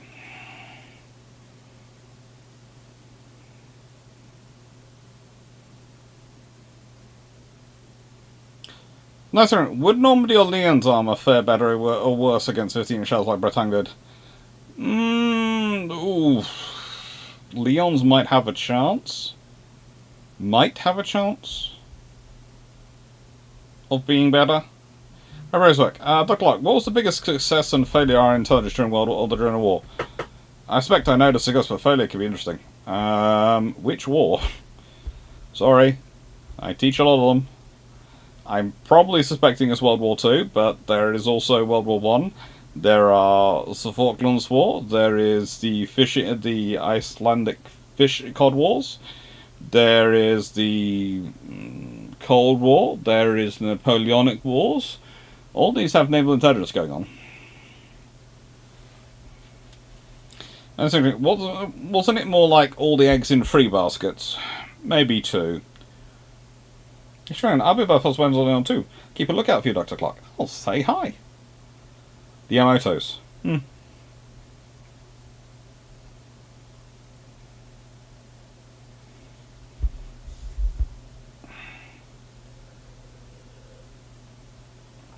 Jack Ray, I will do.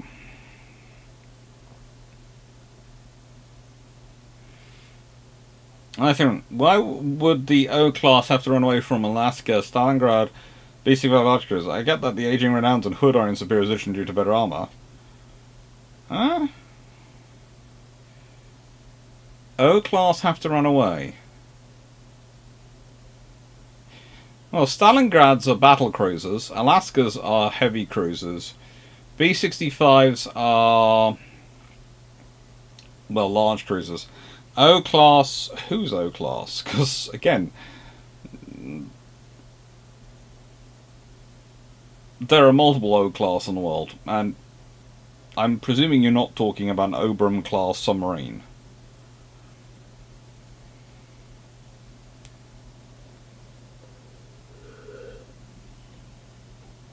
Curious, have you done any book signings talk? Was it fun? Really enjoy giving these. I haven't done anything like that yet. I've gifted a few books while I was away in Canada to things like to the various things we were wandering around in, but thanks to Dan Freeman, he was very kindly supported that. But no, I haven't managed to do a sort of book signing or things like a book signing like that. That's right. Did those castles include Gaelon? Oh, I can't remember. It was about 3 different castles, I think we did, and they came out on French television. I have no idea. Oh, sorry, World War II, but you can include whichever you like. So the intelligence was World War II.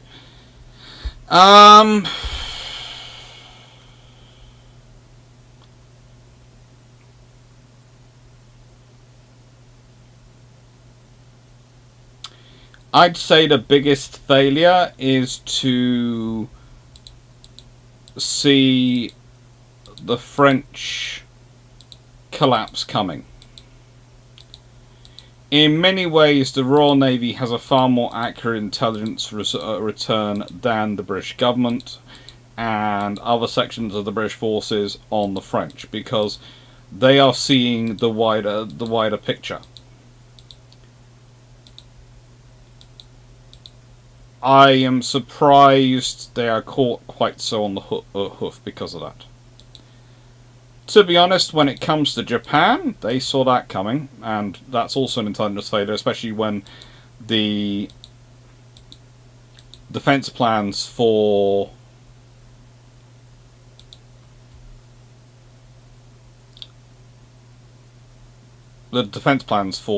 Singapore get captured and, you know, found in a sort of by a surface raider. There are all sorts of issues. That's more of a counterintelligence failure, and it's something which should have definitely been on board a warship. But again, the trouble is, and I try and explain this, you can have all the information, and we get very attached to this. The modern scale of warfare keeps being obsessed about getting more and more information. But you have 2 problems. Getting the information is great, but then it's processing and sorting out and working out what's relevant and what's not, and what you need to store because it might become relevant later, is an issue. So that's your first challenge once you get acquiring all the information. Secondly, is actually having something to be able to do it with, deal with, react to information with. This is where HIMARS and various other things come through. You need something to actually be able to action the information with. If you know the enemy is going to be there, great! If you can't do anything about it, there's no real help other than maybe telling you they're coming closer and closer and giving you a heads up so you can maybe know where they are when you are able to engage with something. If they do what you predict they're going to do from the information you have.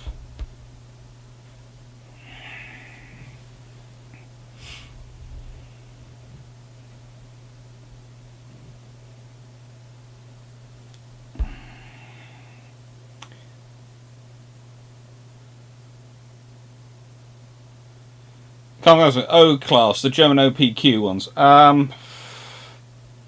Yeah, they would. They would have. Let's put it this way: the Germans and the lovely vessels they're going to build are going to be a topic of discussion for their heavy cruisers and their heavy cruiser policy. On the first live in December.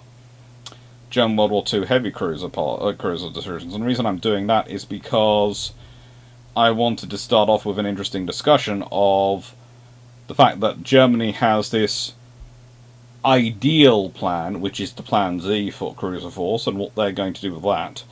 Then they have the envisaged plan of what they plan to do with the ships they have, and their sort of decided, supposed doctrine and ideas, and then there's the reality of what they do with it, and the fact that these three things are completely different.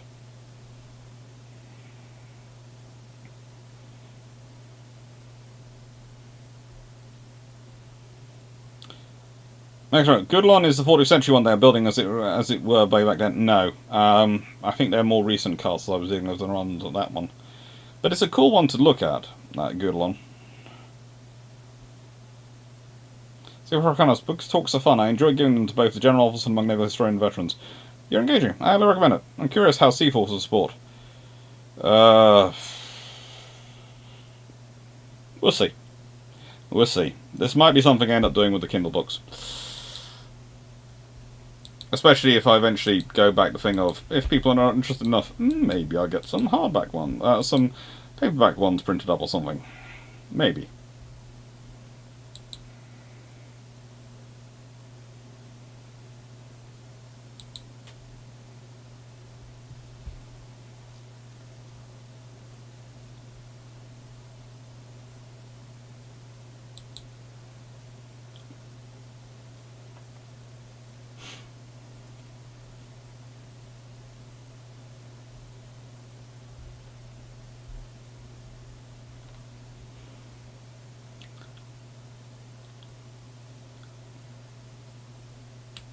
Most of the German cruisers have issues. Most of them do have issues. And look, OODA loop. Marcus, I watched your video on Asmo yesterday. Did the Japanese use of armor cruisers supplement battleship help warp thinking in regards to using BCs near battleships? I think it does start that idea going on. But the thing is, the British themselves, and I'm going to be talking about the Cresseys, that come with the idea of battle cruisers, large armor cruisers, being adjuncts to battleships. And the trouble is, there's a naval version of an adjunct to a battleship, and there's how a politician and a later person might see an adjunct to a battleship. As they see it when they're talking about it, they're seeing them as things that come in when the battleships already have superiority of numbers or strength. Like so, the scenario given at one point by one of the designers of the Cresseys was, in a scenario, should the Royal Navy find itself with 8 battleships taking on 6 of the enemy ships, if there should be 8 so armoured cruisers equipped to be adjuncts in battle with them, they would form 2 squadrons, each of 4 battleships and 4 cruisers, with the 4 cruisers coming astern of the 4 battleships. And then, under these 2 forces in line, they should seek to envelop the enemy, attacking from both sides simultaneously, catching them in the crossfire, and taking them down so. Preferably, with the 2 forces moving to cross the enemy's T from both a fore and from both the van and the rear.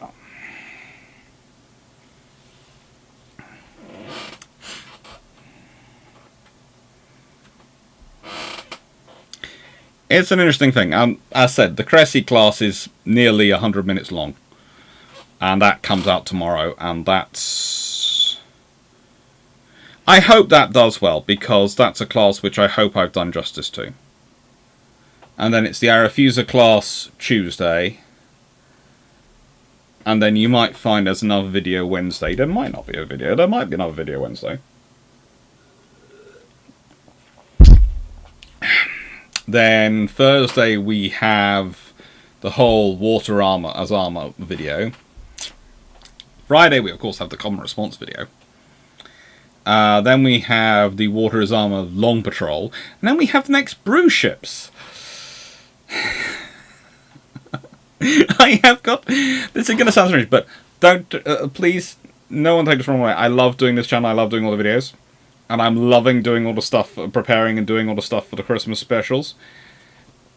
But Next year I plan on either starting a lot earlier with them, or having, it's going to sound strange, working out to see if I can get a few people to contribute who want to contribute maybe their own videos to the channel to make up for the extra ones in the sort of the having the every day of Christmas a video. And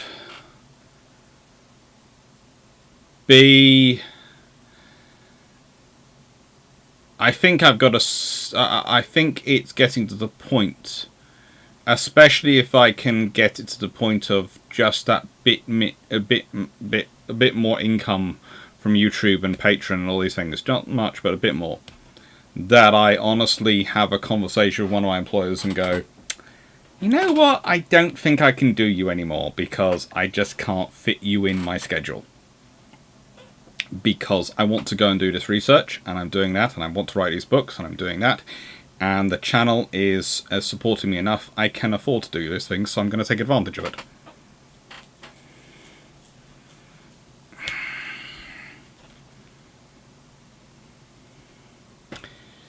Representative, any good books on the military history for the philosophically inclined? Yeah. Oh.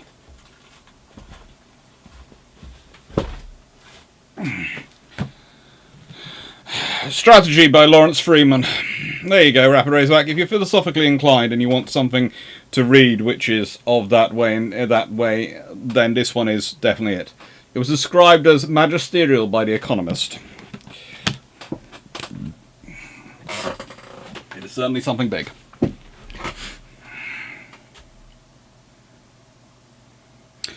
Blue Elvis. I thought that was for fighter jets. No, that's for everything. These days, it is for everything.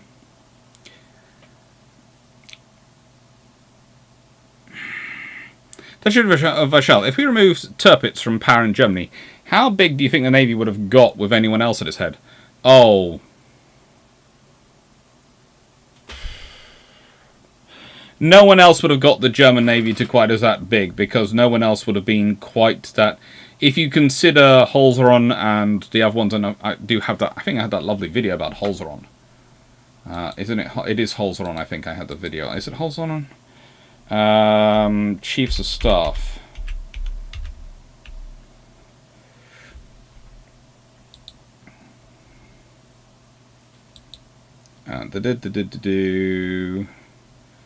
Yeah, Holzendorf. Holzendorf. Henning von Holzendorf, the German Chief of Staff of the Axis navies. Henning von Holzendorf, which was part 12 of the videos, of the 14 videos of the Chief of Staff videos, and yeah, he would have built a very different navy. He would have built a very different navy from what Tirpitz built.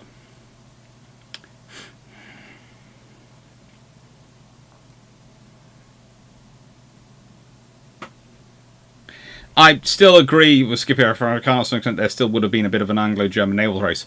But I have a feeling the Anglo-German naval race would have actually been closer to the Italian and American Anglo naval race, i.e. it would have been a tech race rather than a numbers race. So it would have been who could build the best battleship, not who was building the most, which would put less strain on the British economy, because the British would still probably build most, but they would just not be worried about anyone, a specific race. And it wouldn't be so much a race, it'd be a competition. And that's the important thing to see. With Italy and America, it never becomes a threat, it never becomes an upset or a motivator for conflict or a cause of war, because it's a case of, oh, yeah, well, our ones have 14-inch guns, yours have 13.5. And the British going, fudge. Right, next one's going to have 15-inch. See that? And then the Americans going, yeah, our next one's having 16-inch. So the British were looking at it going, 16.5 doesn't really sound like... So it's going to be 18, right? 18, yeah, that's what we've got to go to. We've got to go to 18. And it's that sort of competition. Whereas with the Germans, it was... How many are they building? Oh, sugar. So you mean we have to maintain enough that we can guarantee, under any circumstances, we have a decisive advantage. because we have to factor in they might get lucky on the day. So we can't just have enough to match them, we have to have enough to exceed them, and guarantee we can exceed them while still maintaining our fleet and keeping it viable and operational. Oh great, that's going to be a lot of building. And you see, that becomes a threat. Whereas the Germans, they've built one which has got 14-inch guns. Oh good lord. Okay, right, next battleship, let's go. Ellswick! Get on yourselves, start churning out that 18-inch gun. We're going big, boys. We're going really big.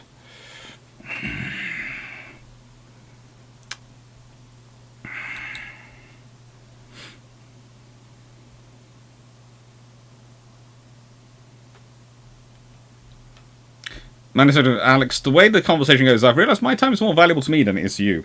As such, I'm no longer providing it to you at the rate you've been paying. Toodles. Pretty much what I'm planning to say, but I was planning on saying toodaloo instead of toodles.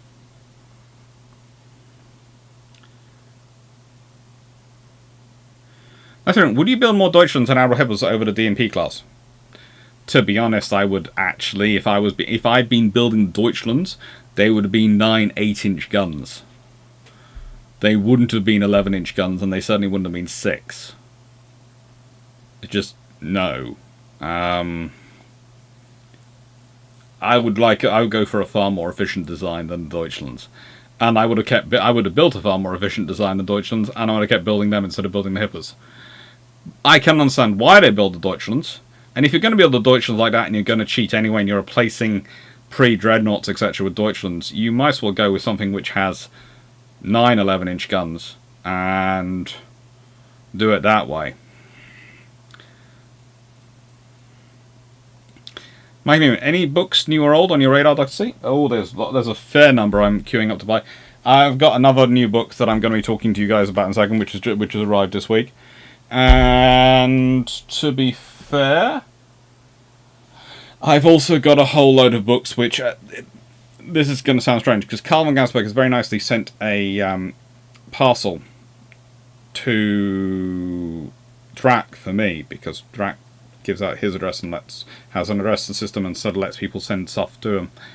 And, well, I haven't... that parcel also at this address includes a whole lot of books which were sent to Drac, because I was travelling around the country, and I wasn't sure if there's anyone going to be here that would open the door and pick them up if they were signed for, so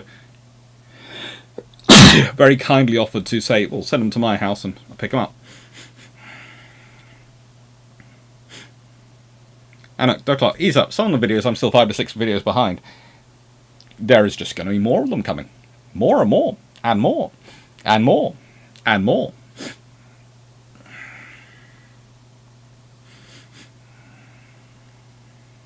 Yes, you're I'm doing an HMS Tiger 1913 video in a moment for the channel, so I'll hopefully be up by 15 December. Cool. Doc, if it becomes a tech race, then we see HMS Incomparable built for sure. Well, yes.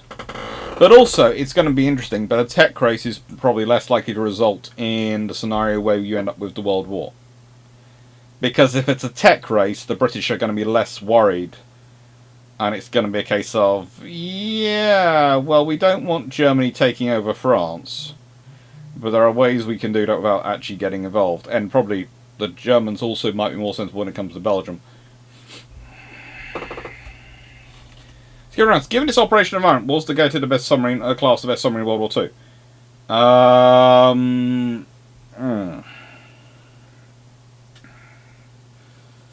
It was the best for that environment. Let me say that. It was the best for that environment, but I wouldn't want to take it in the Mediterranean. If it was in the Mediterranean, I want to be in a U class. So this is the scenario we're talking about. If I was operating in the Pacific, probably Gato or T class would be what I'd be picking. Gato is probably preferable. Probably. But if I'm operating in the Mediterranean, or if I'm pushing into the Baltic, I prefer to be in a U class. Take Anuk. Anuk, you could always say go international and say ciao. I could do, but I prefer Toodaloo. I've been saying it for a long time, although I've now found someone on the YouTube Shorts who makes a whole joke about ending her business conversations with Toodaloo, and I've gone, yay, look, someone else who does me. Here's submarine history.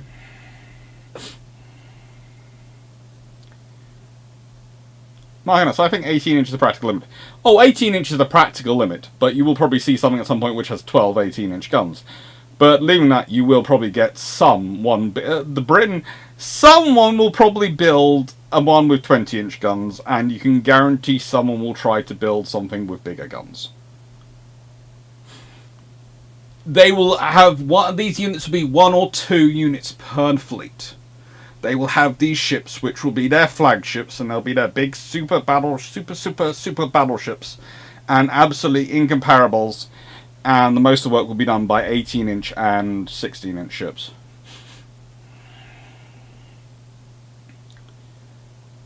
I know, I do so much driving, and I'm thinking of calling my car Bruship as this channel's always on. That's cool. Submarine, how do you find best submarine? That's a whole... I would say, this is the trouble, this is why I don't usually say best submarine. I go, look, what's the best for this environment and this concept of operations? I would say the Gato does very well for the US Navy in the Pacific, and it's very good for that scenario.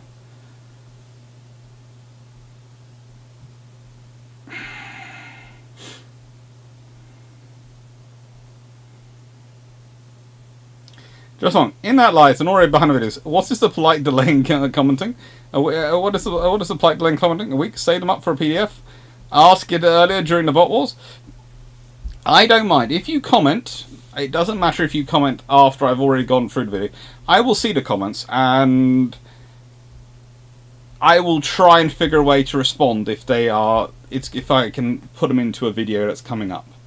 That's usually what I look. Sometimes I respond as I write a message. Sometimes, like this week, I'm going to be recording a comment response videos for last week's videos and the week before's, because I didn't do one last week, and I'm of course doing one for last week's videos and weeks before.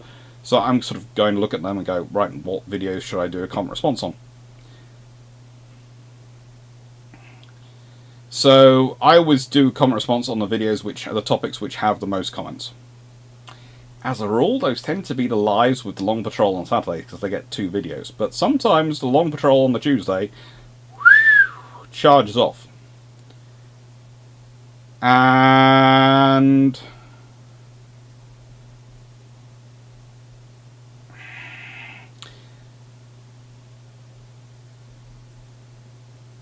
they are sort of... I will try and respond to them, basically, is the answer.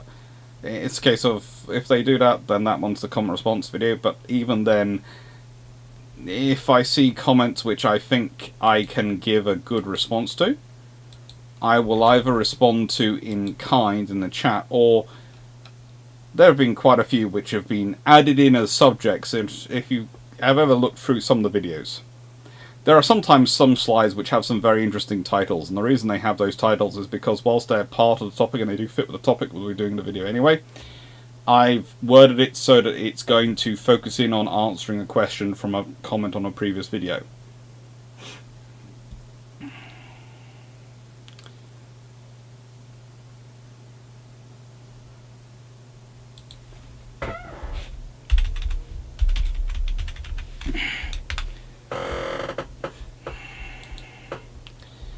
And in answer to your question, Melanie, why Gato, why not Ballion Trench? Because to me,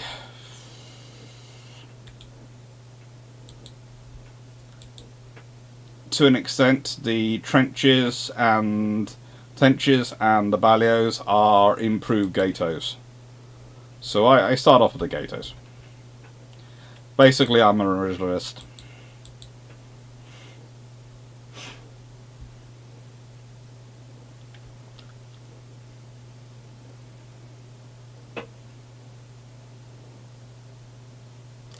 Ingenious Hunter, would it be considered breaking a 4th wall if I'm playing War Thunder and an F-15 flies by my house low enough to replace my shingles?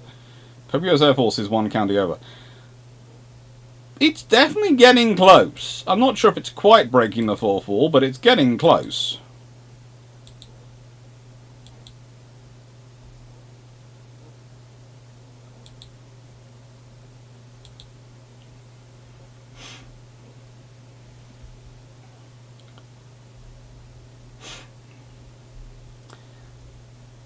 Sir John Sykes, watched Sink the Bismarck the other day. Is there any better information out there on Captain Edwards, the real CEO, who the Captain Sheffield character Kenneth More was copied after? Captain Edwards.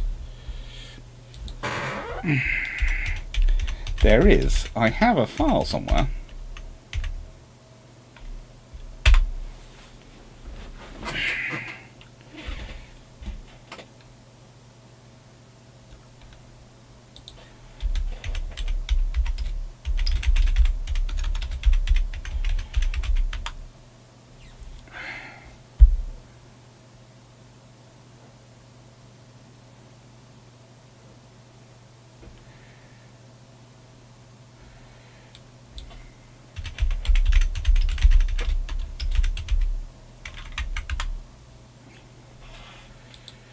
Now, Edwards is, of course, Sir Ralph Edwards, who died in 1963, born March 1901. His papers are held at the Churchill Archive Centre. I know because I've read them. He was Director of Operations Division for the Home Fleet and oversaw the operation to sink the Bismarck. He then went on to become Chief of Staff for the Eastern Fleet, and was captain of HMS Gambia as well. Then became, after World War II, captain of HMS Illustrious. Went on to become Assistant Chief of Staff. In 1951, he returned to sea as the officer in command of the 1st Cruiser Squadron as Flag Officer Air, Mediterranean, hoisting his flag on his old ship Gambia. From November 1951, he was also Flag Officer Second in Command of the Mediterranean Fleet. He then became 3rd Sea Lord of Controller in 1953, which is why I have a file on him, because apparently I'm writing a book about him at some point. And his last appointment was Commander-in-Chief Mediterranean Fleet and NATO Commander Allied Forces Mediterranean in 1957. He retired in 1958 and died in 1963. You will find details about him and Bitry in the Times, and Ralph and something on the Little Heart Centre for Military Archives on my notes, but my main notes are that I've got underlined multiple times, must visit Churchill Archive Centre.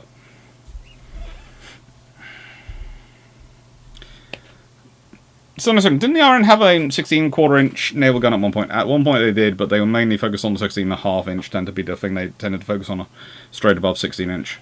When they're above 15-inch, when they were sort of looking at things. They like the 16.5-inch. For some reason they get obsessed with it at various points.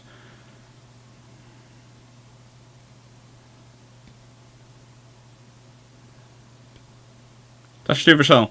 1920s, 20-inch guns will be like Bembo of the Admirals.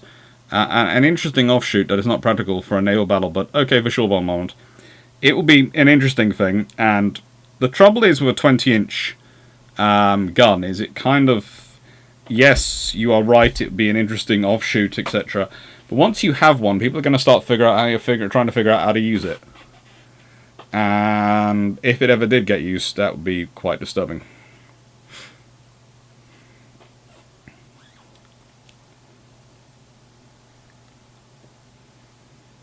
That doesn't sound like my style, Colin Cameron. As a rule, I tend to just supply chocolates and leave. Next 96 everyone. Why did the RN have a free class system for their protected cruisers? Because everyone had a free class system. Everyone had 3rd, 2nd, and 1st class protected cruisers. That's how they divided them up and how they worked them out. And basically, 3rd class became sloops. 2nd class became light cruisers, and 1st class ended up being folded into armour cruisers.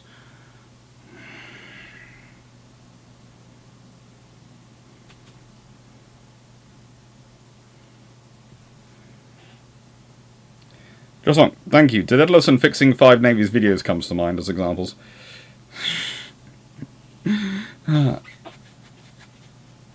Don't worry. Please comment away and I will get them back to them at some point.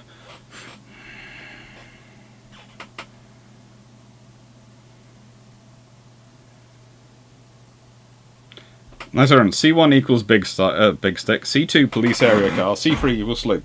The First Lord PM can tell Parliament they sent a cruiser. Yeah, it is to an extent that. It is literally just that. They need to be able to say they've sent a cruiser. At no point do they tell people what cruiser they've sent.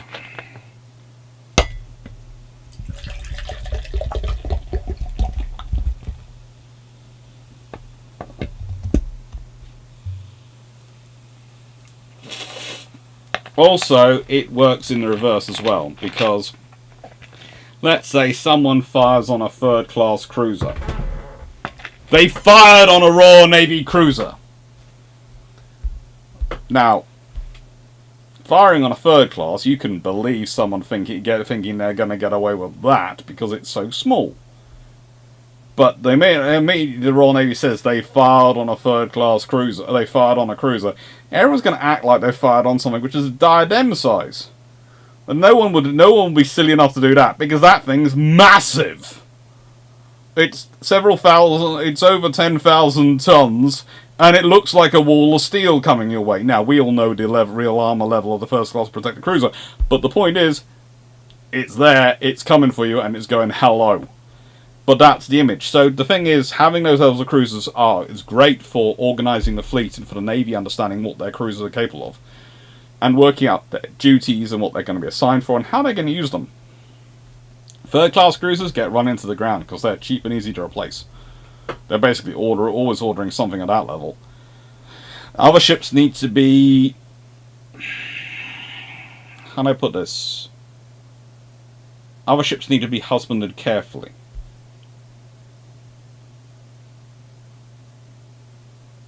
How has HMS Victoria's hull not collapsed after more than a century in the bottom of the Med? Well, it's just a testimony to Victorian over-engineering. The fact it's in the condition it is in.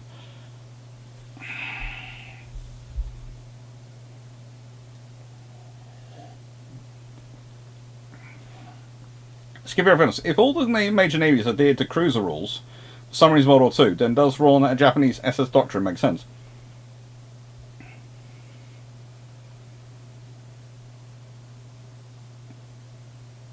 As much as it's ever going to make sense, yes. As much as it's ever going to make sense. There is always a possibility it might make sense. It's been known to make sense at times.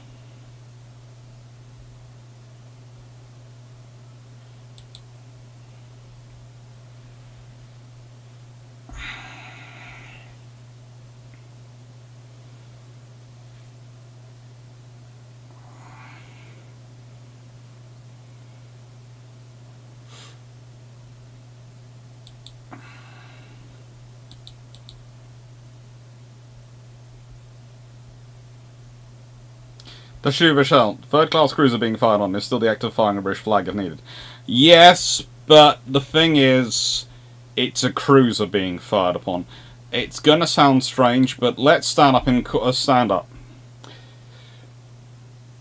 Members of Parliament, esteemed lords and ladies and gentlemen, I have grave news to report to you. Her Majesty's trawler, or His Majesty's trawler, the Fishgut, has been fired upon by the rogue Aldarians. Okay? It's a trawler. What happened? How did it do it? Is going to be the first question. Oh, it's a British ship, but there's also going to be a case of it's just a trawler.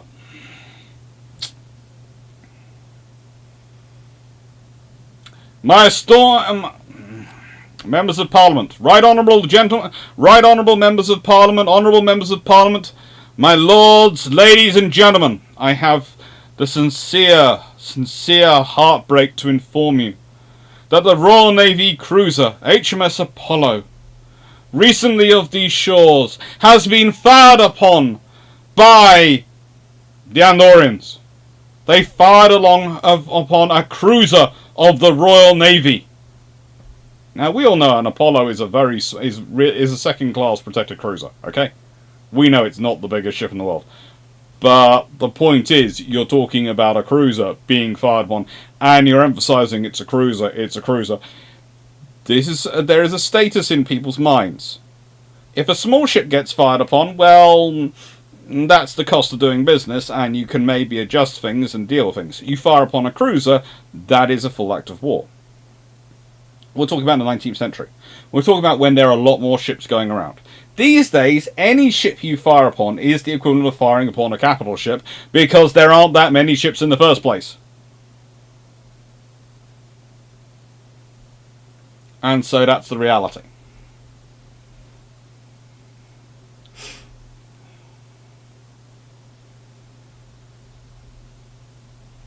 Actually, hang on. Good. Hi, Richards. How you doing? History Vanguard. What if question? If the Royal Navy is given 80,000 tons more tons in naval treaties, what will the Royal Navy do? 80,000 more tons. Just general 80,000 tons they can spread wherever they like, or 80,000 tons in all the categories. If they're given 80,000 tons in all the categories, then you're talking about 2 more Nell rods, which would probably be something different if the... Why did Mikey Newman... How did you get... I'm not sure why Nightbot has just timed you out, Mikey Newman, but Nightbot... Caps warning.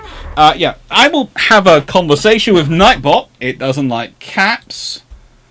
Okay, let me just sort that out. Nightbot works. But let's go to commands. Spam protection. Excess caps. Options.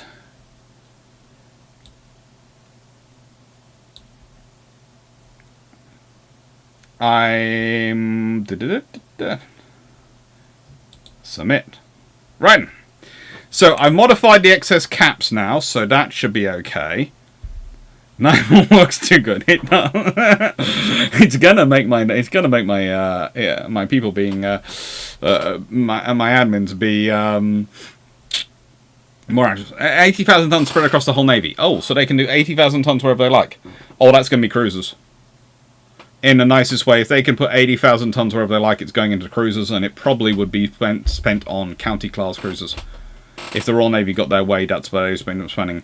You probably see another 8 counties appear at some point.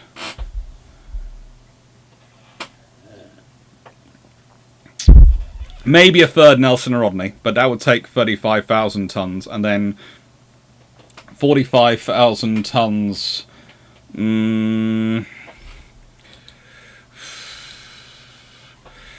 County class. Let's see, is there any? Which one's the closest to 9,000 tons? They're 10,400 tons. The Kents, London's 9,840 tons. Probably knowing the British, you would suddenly find that London's would get about 5 more Londons. So, alternatively, they build 4 more Londons and they'd save a couple of 4,000 tons for something else at some point. 4 or 5,000 tons for something else. But it would be an extra capital ship, and it would be some extra county-class cruisers, probably.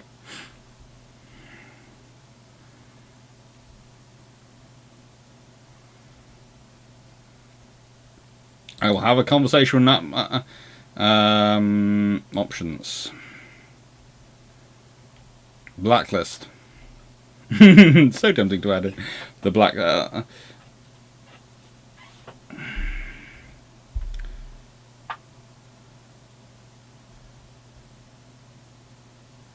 Ooh. Mikey Newman, Nightbot, this means war. Oh. Options.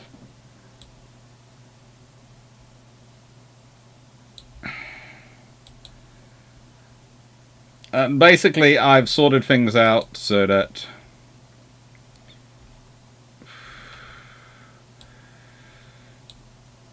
things are interesting. Oh, options, repetitions. There is a repetition limit on. There are the cap links on. Excess emotes are on. Links is working. Excess symbols.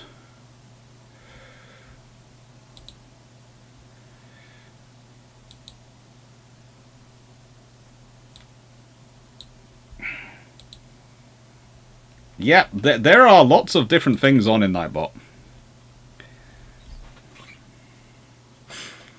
Dr. Clarke, which was better, County Class or Town Class, and could you recommend a book for each?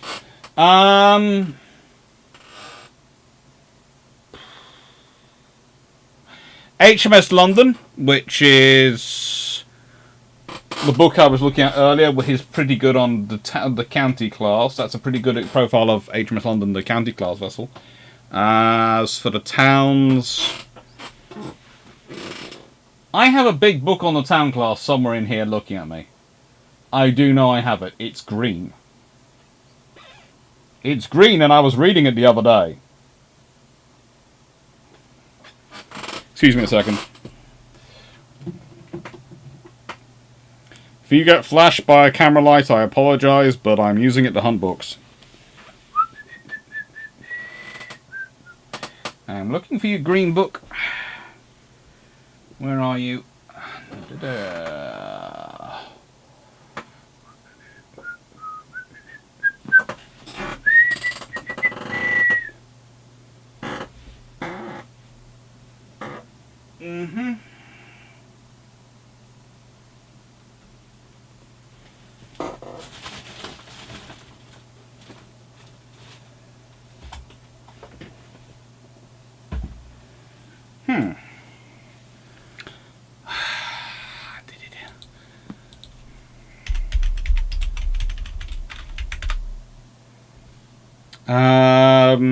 Yeah, Neil McCart's Town Class Cruisers is very good for Town Class.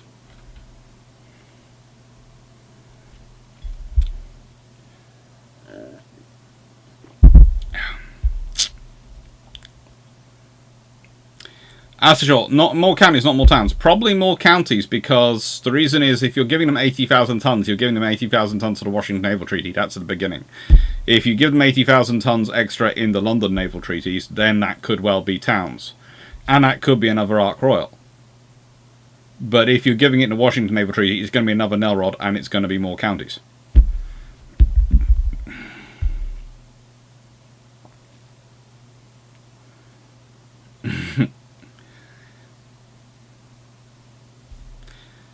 Nice secretary. What is different about a King George V if started in 1931? The odds are they either have the 15 or the 16-inch guns, and they have 9 of them. That's the simple scenario. If started in 1931, the 14-inch gun is not going to win the battle.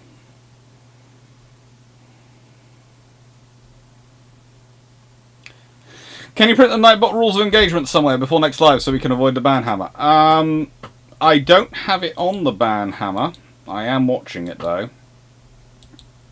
But I haven't put anything down too hard. It's basically it's the only thing I've activated is the spam protection. And I haven't put anything on the blacklist words and phrases. I might add some things in there. Excess caps is set at, I think the options are you're allowed 40 caps before it does anything. The emojis and symbols are at 8 each for any line. Links, there is no timeout set on the links system to filter links and links away. And repetitions are not there, but it is hunting for things. So, for example, if someone spams, it's supposed to pick them up.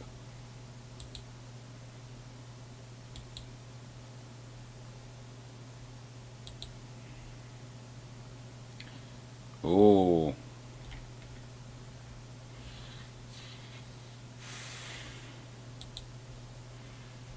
Yes, this could be interesting. Nightbot will also link to Discord.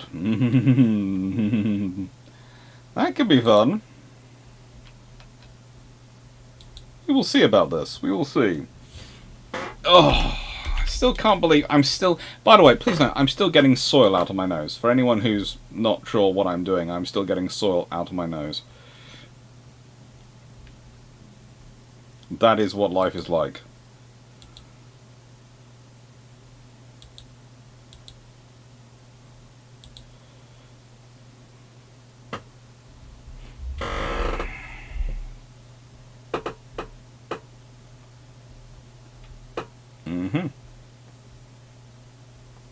I will see what you do with that.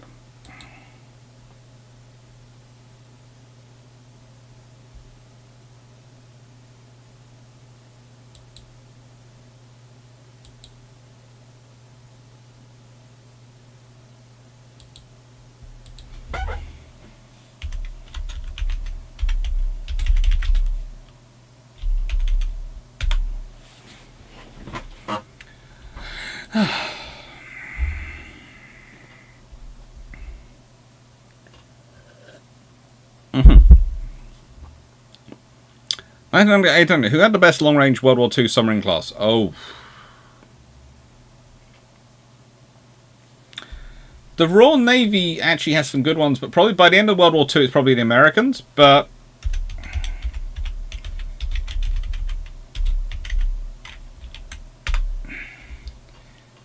at the beginning of 1930s and beginning of World War II, I would actually put my money on the R's, the Rainbow class.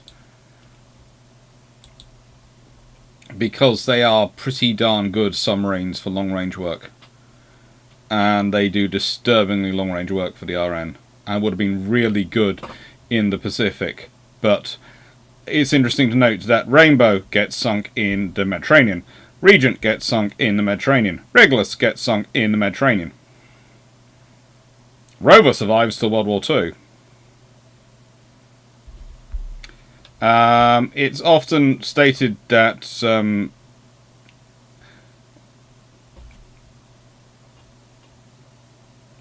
there's a debate over which submarine Enrico Turti sunk, and whether she sunk HMS Rainbow, but she actually did HMS Triad, which was one of the T-class boats.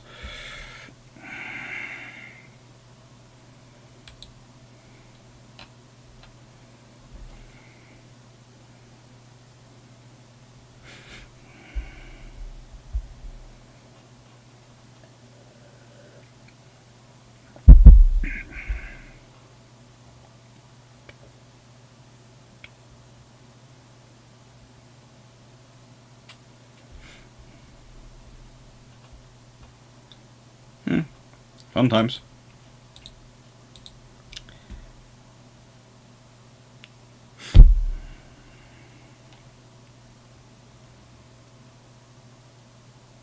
The National Maritime book based on Birmingham's as fitted schematics. That's pretty darn good. That is a good book. Did you travel, Dr. Clarke? Yes, I did. I took all those books. Possibly I did. It did get taken in the travelage. And perhaps it is in the bags. Perhaps it is somewhere else in the other bags.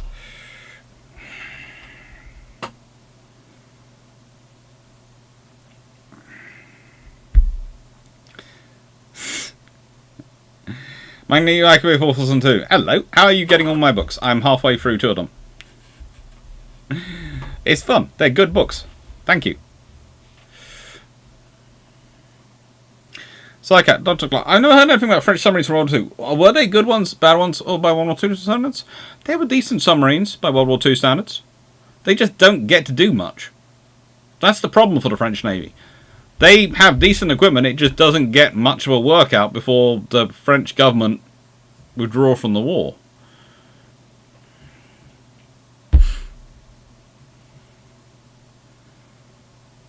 Dr. Should I just buy everything written by Norman Freeman, Glyn Stewart, and call it a day? I'd add in Andrew Lambert, but yeah, that's a good start. 96040. Why do you have soil in your nose? Because I was helping my sister carrying bags of soil, and she didn't explain to me that the bag of soil... Well, I should have checked, actually. This is the thing. Working my sister, I should have checked. I should have checked. But she tied up the bag at one end, so I presumed it was fine, and that was the bag end which was open. It was. Carrying it very carefully. Corgi may have decided that it was going to try and trip its papa up while his papa was carrying a bag of soil and just going wee forward, and the little corgi decided it was going to run in front, stall, move bag. Okay. Bag goes to one side. I do that with bag. Soil goes from this corner, which apparently has got damage at some point, but I hadn't realised it. Ching! Into face. And yeah.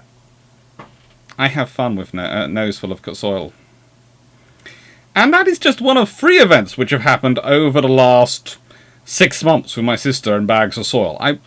Honestly, I love her dearly, but I would really hope she gets over this gardening kick. Or if she doesn't, that we get a massive garden that I never see her in.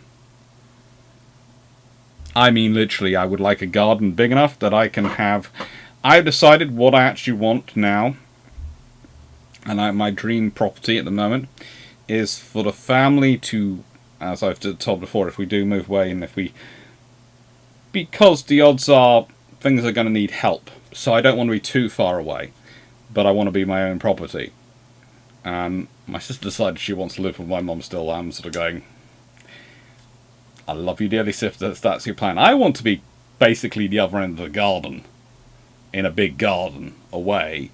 So it's a good 2-minute walk. Preferably distance. Maybe 3 or 4 minute walk. I love them dearly, but those 5 minutes will save many, many levels of stress. And also allow the dogs an escape. And my book space to breathe. Most importantly, the book space to breathe. Anyway.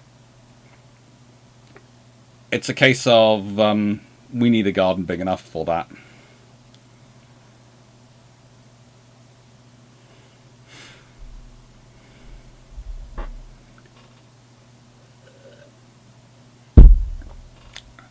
I can even... Nightbot, I think, doesn't... well, it's going to be interesting to watch you two have this engagement.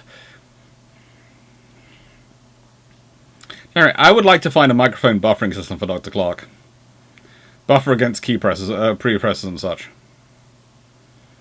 Yeah, I have got to sort something out here. I have been thinking about it. And this is the current, of course, microphone, which is very nice. I do like my microphone. But it's got a very thin piece of foam here. That doesn't seem to protect it much from the noise of keys. Sorry, that bonk will probably be massive for all of you. I do apologise. Anyway, my plan is to, as I said, at some point to get the new camera. The new camera comes with, which will be stabilised, so when I laugh, and it usually starts moving, I'm trying to do a fake laugh there, it didn't work. It only works when I do it really. Oh, I do not know. Why you do that, Oh well, when I want it to do it, it doesn't do it. When I don't want it to do it, it does it. But no, so the stabilised camera which I'm going to get also has a couple of omnidirectional microphones on it, which I'm going to try out and do a long patrol recording, see if it works with them. If it does, that might be what I stick with instead of using the big boom mic, because that might be protected from those noises. If not, then we'll work something out.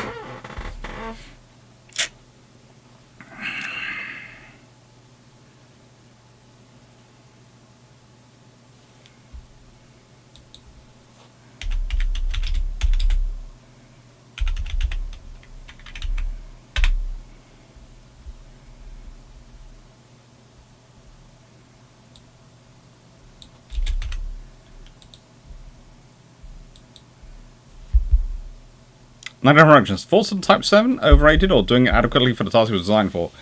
You meaning the Type 7 submarine or the Type 7 frigate? Because the Oliver Hazard Pedries were fairly decent and definitely good at what they were designed for. The Type 7 submarine, it depends on which version. I'm not keen on the A and B, but the C's. And definitely the F's are pretty darn cool to me.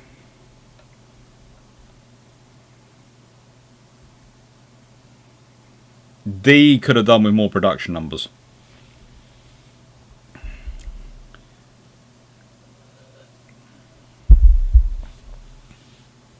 Nern, I think you mentioned that in the Equitable Washing Inventory, the tonnage limit should have been 40k over 20-20-14 ratio, which would partly push for the 35k limit. America! Sorry, just couldn't resist that. Megathroat, I know you have a corgi and a poodle, but I've never seen said poodle. You've not seen the Fluffy Research Assistant? Good God, how has he not managed to avoid being in a video you've seen? He's in tons of them. Let me see.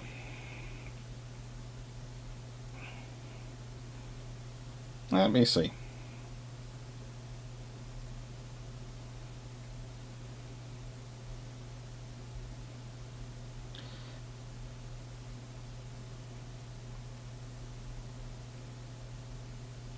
He was even here today while I was recording videos at one point.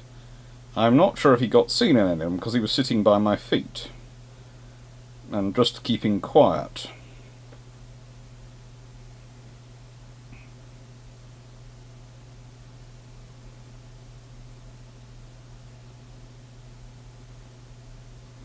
But we'll see. He might come for a visit now.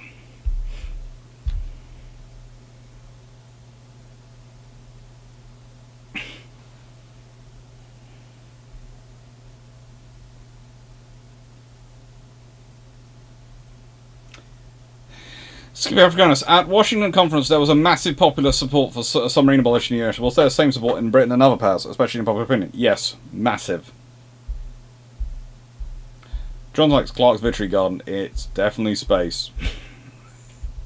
It's the idea, it's space. Now the screen is bubbling. Now when I start laughing, the screen is moving. Why? Why? I haven't moved, I haven't changed at all. My hands are here, and it's... Look at...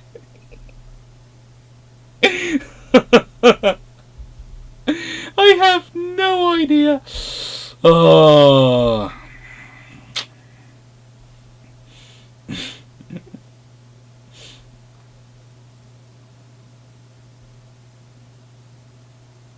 But guy, did any other countries experiment with early submarines like the US and did in the Revolutionary War and the Civil War? Yeah, France and a fair number of other countries got involved in it. Even Britain had interesting submarines going on around about that time and interest in it. There's always a dispute made as to whether or not it's government involvement or or it's individuals being involved, but there's always people there. The poodle is huge. Mm-hmm. Current Naval History magazine has an article on the submarines. Yes, it does, on the French submarines. It's a good article as well. Nice one. Yeah, if all King George V were in service by 1956, will be the 4 Lions be ready in time for World War II? You think they're excused not to refit Hood, isn't that right? No, it isn't. And also in nicest way, if you got all 5 King George V's in service by 1936, you've probably also not refitting or repairing the Royal Sovereigns.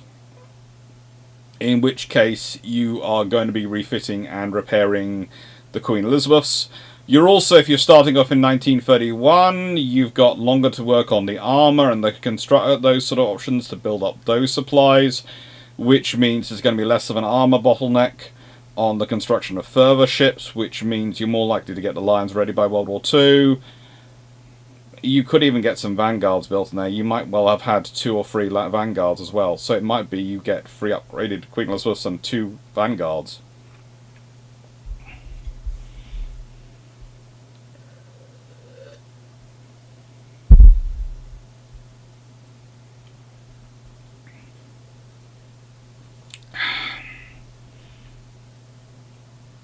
No worry, Jack Ray.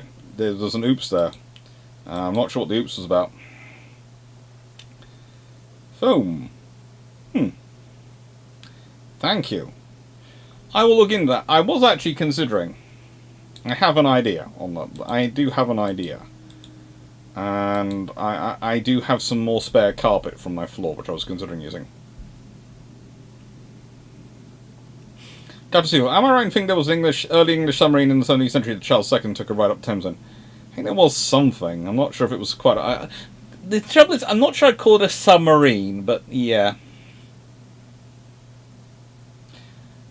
Michael Gooch, Poodler's pre-treaty research assistant, Corgi's limited tonnage version. Oh. Senator, was there any chance the UK was using 13.5-inch guns in Super Cruise in World War II? Not really. As I've said before, we discussed this and I've gone, right then, well, they don't have a 12-inch in production. They don't have a 13.5-inch production. The smallest they have is a 14-inch in production. If they had the King George V's, then you have the twin 14-inch. So what you probably get is some sort of Renown-style vessel of 6 14-inch guns in a 3 twin turrets being produced. And whether or not you call it a battle cruiser or a super cruiser, it would depend on its armouring and its scale.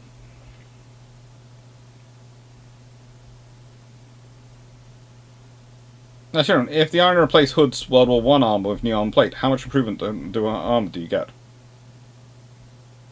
Difficult to quantify. Because it depends on whether they use the...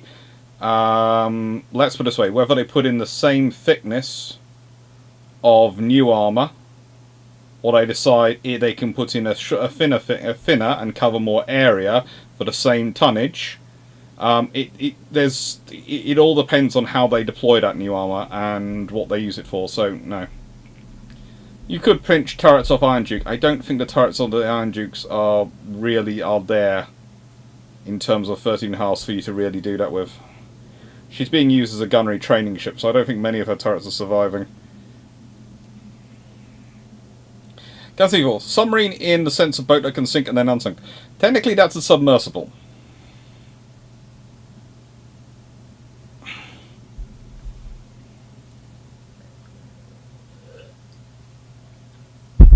There is a debate over whether the 13.5s are standing or sitting around in storage in the late 1930s. There is a debate about that. It's debatable.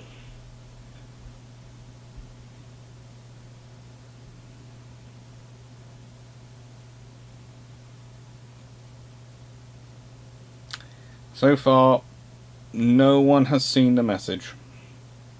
So I'm not sure if there's a fluffy research assistant coming for a visit or not.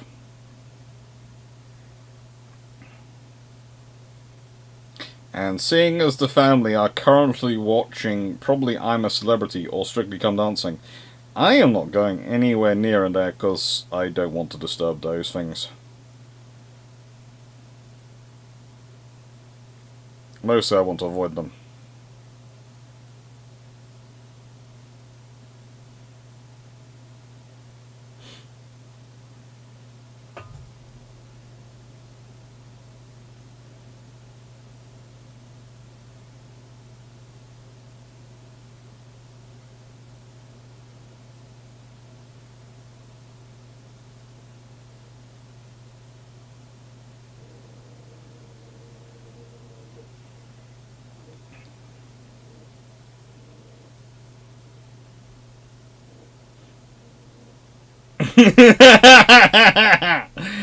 Ah, Sal.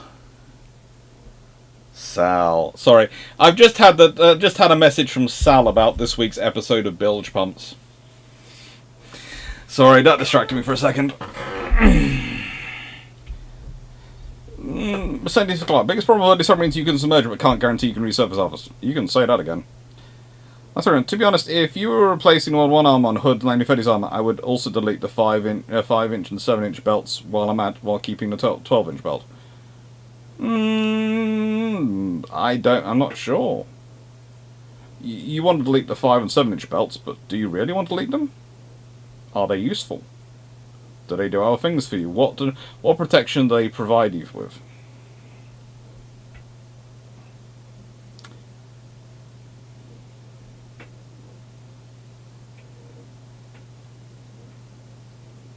Captain, the Mark II turret had sliding ports instead of hoods, less vulnerable to a superfiring overpressure.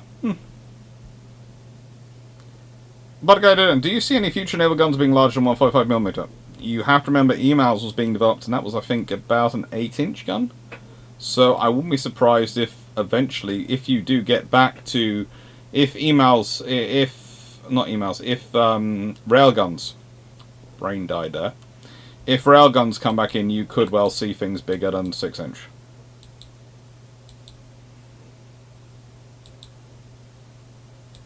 Could well see things bigger than 6-inch.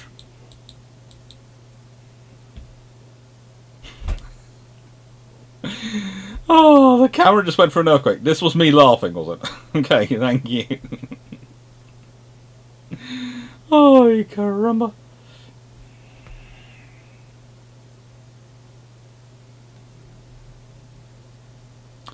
Mike Newman, looks like you're given a time machine and a huge bag of cash. Which 5 Royal Navy ships do you go back in time and save from the scrappers and use museum ships?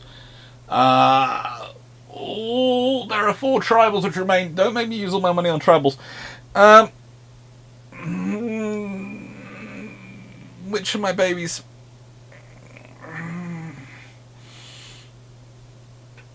HMS Nubian, just because I want Nubian to survive. Oh, or Eskimo with the new nose. Oh, Nubian has more battle honours, so Nubian just. But oh, I still want Eskimo as well. If I have money left after the 5, I will go for a 6 for Nubian. It'll be Eskimo. Nubian, Illustrious, Warspite, and I've got a time machine, right? Well, I've got Age of Sail surviving in it, and I've got HMS Victory. I want some other ships to do, so I want Jackie Fisher's pre-Dreadnought Renown to survive, because I'd like a ship of that generation. And I've got now an aircraft carrier, I've got a destroyer, I've got a battleship, I've got a cruiser in that Belfast already survives. My fifth ship.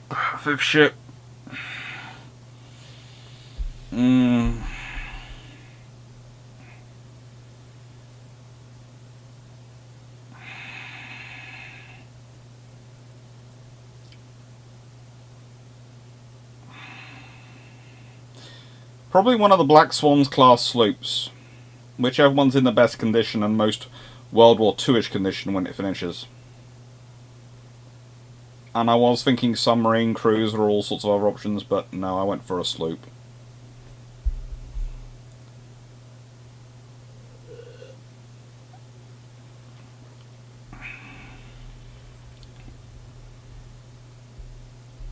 Take care, John Sykes. Enjoy your dinner.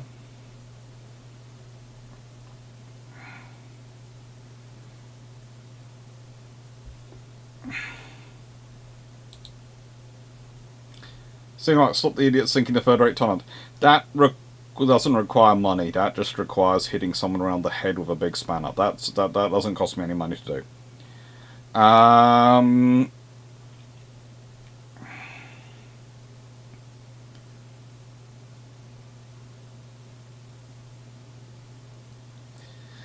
delete the 5-inch and 7-inch because the weight I could use on her deck armor. Yeah, but how much deck armor do you really need? Honestly, I prefer to have deck armor and an extra layer of armor over the engine rooms and magazine spaces.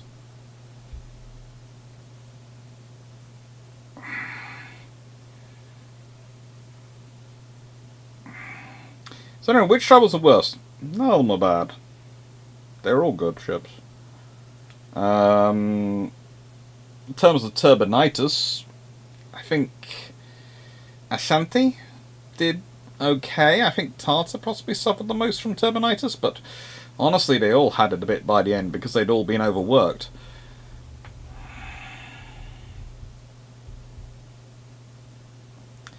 Margaret, talk a time machine, save a second class cruiser. You could walk around one telling us about the class. That'd be fun. McNewen, Woodcock. Very cool. And Warspite. Alright, you've explained it before, but I find sloops versus corvettes versus destroyer escorts confusing. Okay, well let's start off with corvettes. Corvettes are built to merchant standards on a merchant hull with military grade with naval weapons, and some naval adaptations thrown in, but minimal. So they're built in merchant yards. Sloops are built to naval standards, but they are built as escorts, and they are built to be of a certain speed, below a certain speed, so they can go below sort of 20 knots as a rule, and they're below some. So they fit with that, and they're usually the submarine hunters. They're designed in a sloop hull. Destroyer escorts are theoretically bigger than sloops, and theoretically even more militaristic and faster.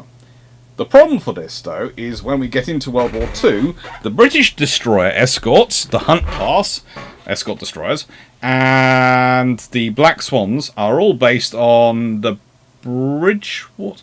Is it Bridgewater? Sorry, it's the other ones. On another sloop type's hull. Fun times. As to draw, turbinitis. Yes, turbinitis. It's a thing which affects destroyers when they have to go fast at high speed with their turbines all times. Basically, it wears out their turbines fast.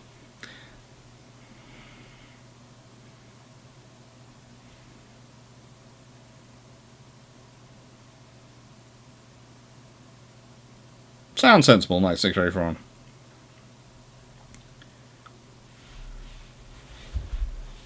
Richards, in the nicest way, considering the amount of times my dog has ended up wrapped in copper, mostly copper wiring, because they, for some reason, picked up a long string and went for a run. They, trust me, they didn't go through time. They mostly just really annoyed a builder and electrician, and made me laugh. There are many RN ships that make inner 9-year-olds giggle.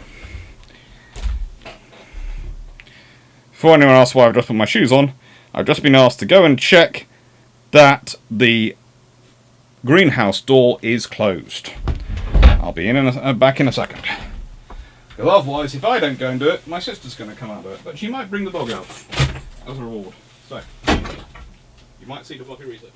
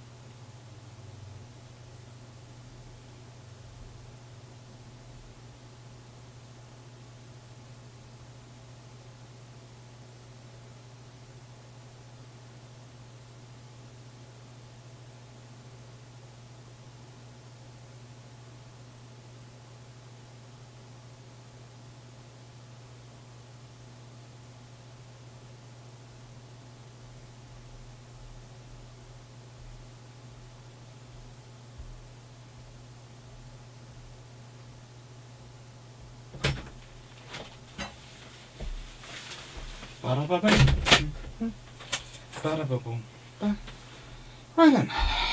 Greenhouse was closed. Sorry about that.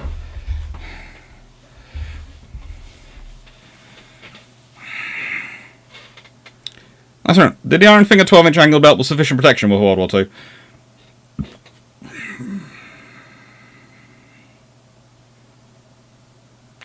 For a battle cruiser, probably.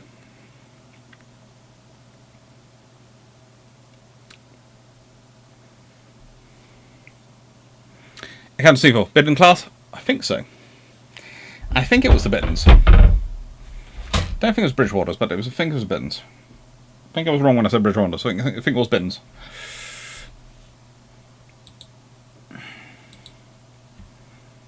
Mm-hmm.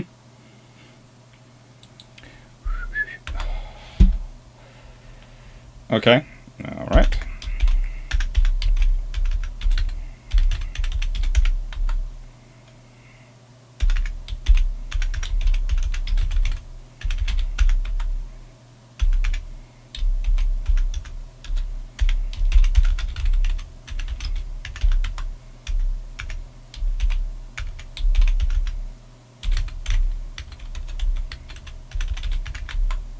And before anyone asks what I'm doing while I remember, I'm entering in the timestamps.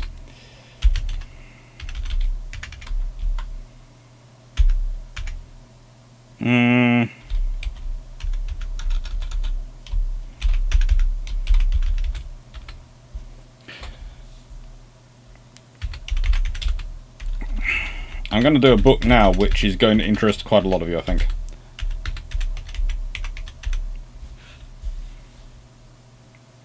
So, this is the third book I got sent this week. The Gas Tramcar. An idea ahead of its time by John Hannavay. It's an interesting book. It is really an interesting book. And let's start off with this point. The gas tram was a short-lived phenomenon which briefly seemed to herald a new way forward in tramcar design, placing horses and steam locomotives on the streets with quieter and smoother travel. One of the major advantages of the gas tram, according to those who proposed it, was the low capital cost of conversion, and all without the need to install expensive overhead catenary required for electric traction. Designs for gas tramcars were patented all over the world, and systems were briefly operated in Germany, Austria, Holland, Switzerland, and the UK, and proposed in France, New Zealand, and the USA. The fuel was invariably domestic, tongue gas, drawn from the local gasworks, and the vehicles were said to be very cheap to run.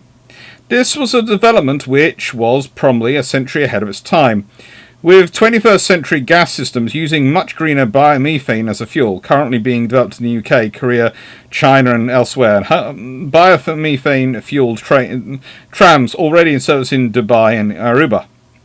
Derived from the natural decomposition of organic waste, which would otherwise be released from the atmosphere, biomethane is a clean and green alternative to fossil fuels.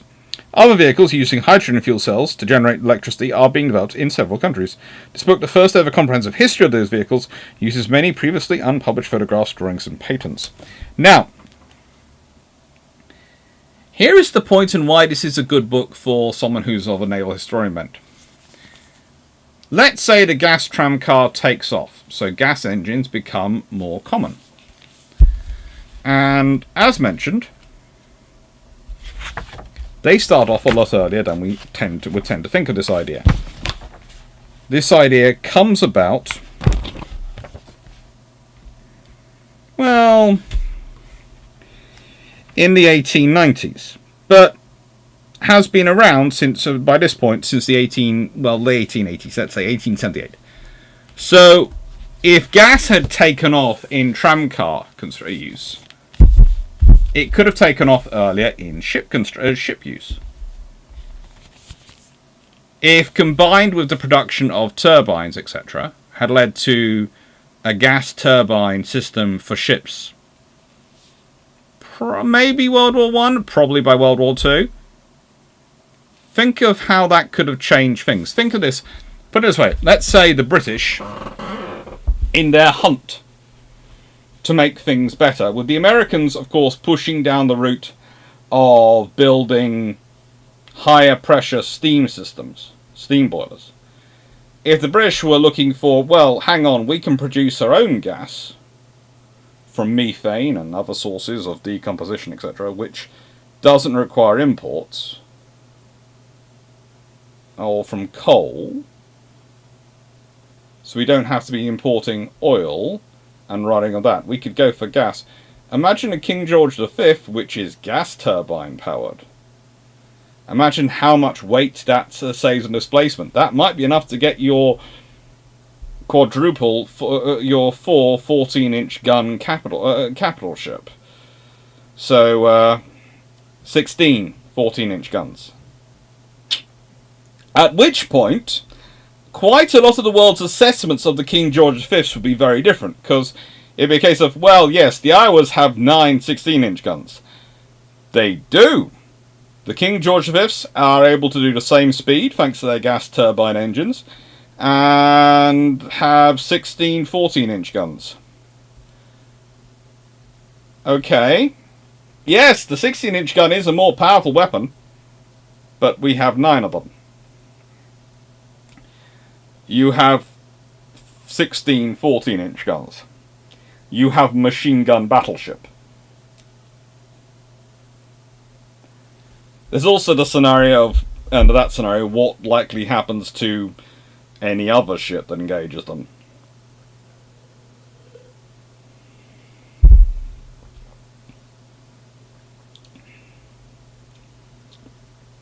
There'd be lots of things which would be refitted with it. Let's see, Mitchell, which book would you recommend for our Royal Navy destroyers in World War II? There's a book called Destroyer Actions. Let me look it up who its author is, because it's up above my head somewhere, but we've already tried to try and define things tonight, and yeah, Hari Plevy, Destroyer Actions. It covers September 1939 to June 1940. And that's a pretty good book. I've got that book. And I've also got In Action with Destroyers, which is by the Memoirs of Commander J.A.J. Dennis. Which is worth a read as well. Both of those are worth reads.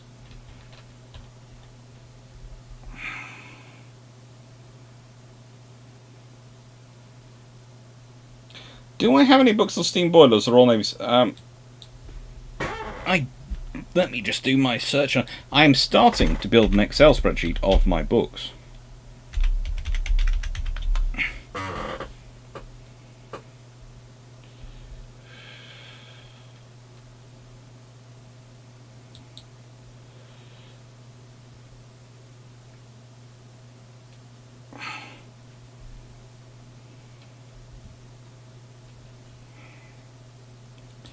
I don't think you'd want that book from my dad's collections. That's a bit engineering.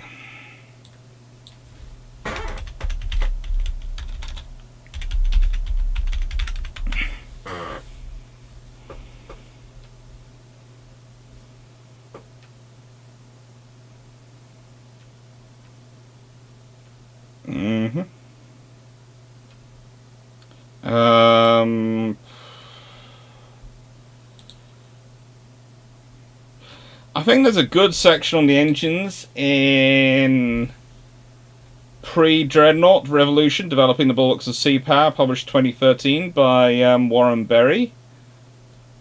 But I haven't read it in ages. And there's Warrior to Dreadnought by D.K. Brown. And there's the various Norman Freeman books, which are all pretty good.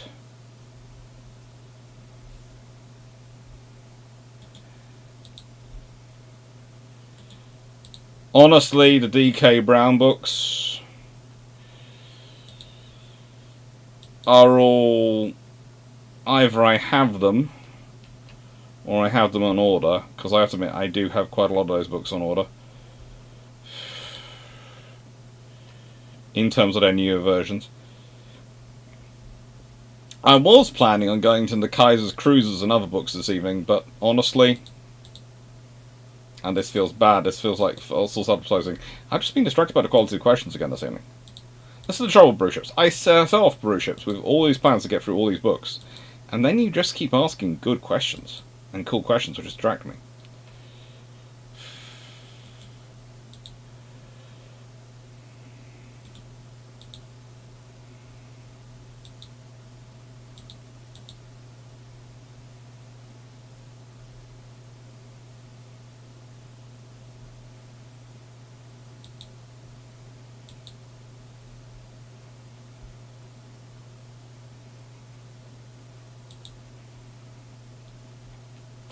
I do know, currently, and this is the fun thing, this is how you can tell a historian, right? Or actually most academics. How much they have stored in their... How much they have stored in their Amazon basket. Currently, I have £1,400 worth of books stored in my Amazon basket, waiting for my paydays to come in. Oh, that's going to be an expensive payday. Oh, good lord. That is going to be an expensive payday.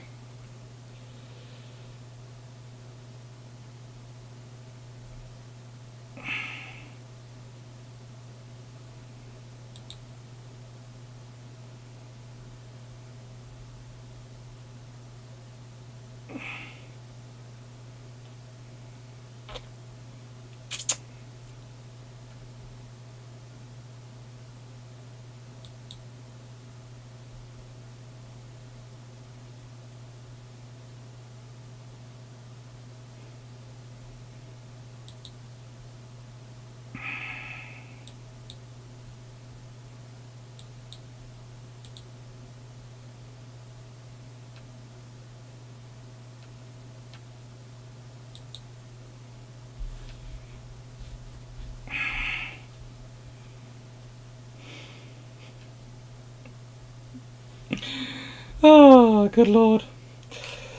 Sorry, I got distracted by my own book list. That's always a bad thing.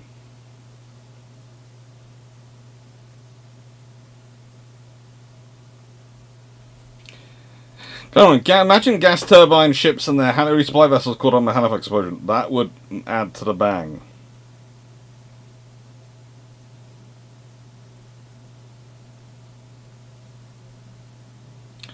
National Productions.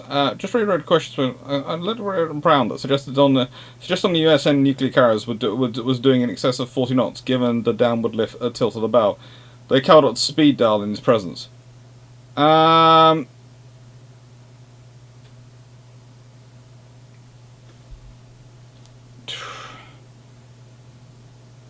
I have to question it. Not because of the power, obviously nuke carrier's bad, but the hull form may have been an issue.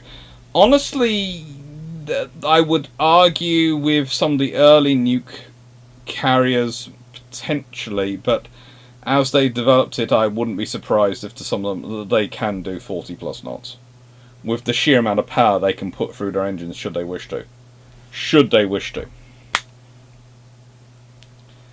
Excellent idea of making a book inventory spreadsheet.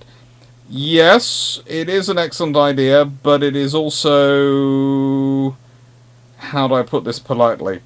It's also a bit of a hiding to nothing, as I am doing a lot of putting them in there, but I have nowhere near got... I've got like 1,000 entries in there, and I'm thinking I've got about... quite a bit tied there. Once I realised how many thousand... let's put it this way. I got to 1,000 entries by doing the books which are stored, broadly speaking, in this office.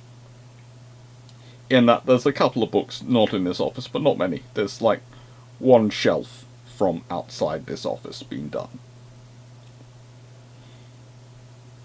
That's not good. There's a... Look, we all have our addictions, minus books. It's a more expensive addiction than anything else. And it's because it's acceptable, it's more dangerous. It's kind of like being a workaholic, which I also have.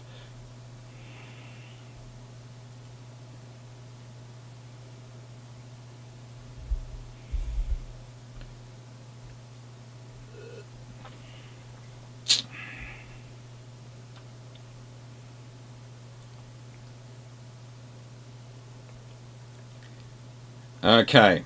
Let's see, what am I missing questions? I missed something. Dr. Clarke proposed something. Rapper, did Dr. Clarke, I just think, just for creative purposes, we should start naming ships in Latin. We give them Latin mottos. That's enough. You can build anything that was planned but never ever built for Royal Navy post World War II. What do you build? It can't be a carrier, so no Malta or CVA-1. You can alternatively build more or something. Bristol class. I'd churn them out instead of the Type 42s. We'd get the Type 82s. And we'd get about 18 of them.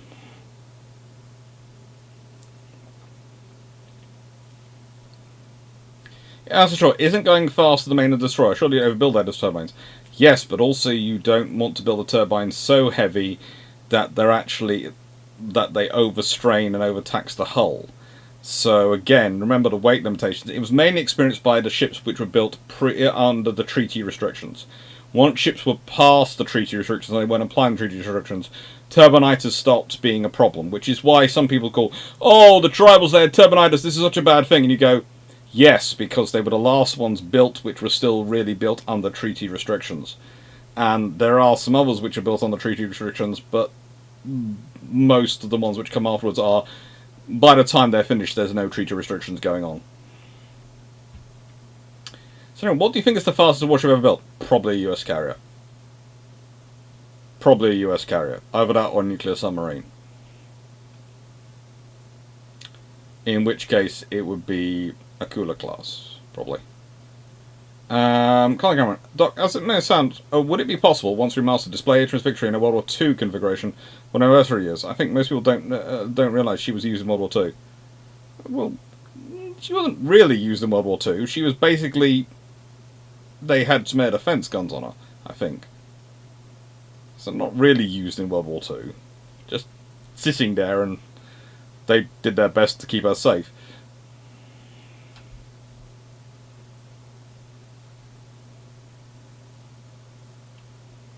Mike Newman, I believe Captain Walker's old boys were trying to bring back a Black Swan class from Egypt about 20 years ago, but couldn't raise the ever-rising price for the Egyptians.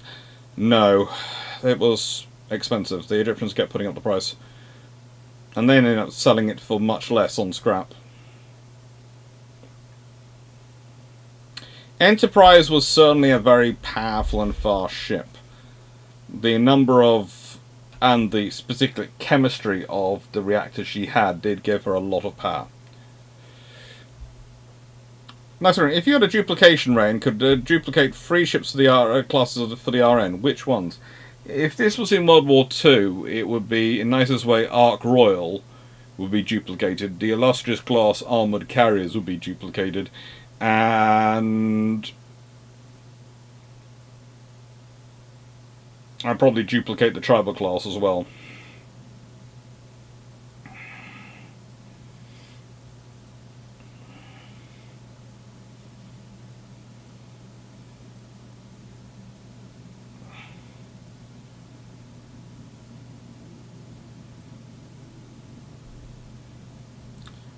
Alright, for speed, a combination of speed and hitting power, I go with the Papa class. That's also pretty fast.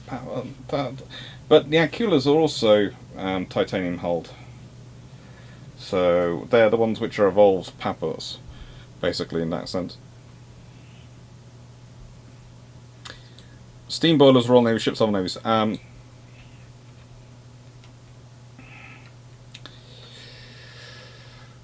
There are various books which mention the boilers, but no books which really focus on the boilers.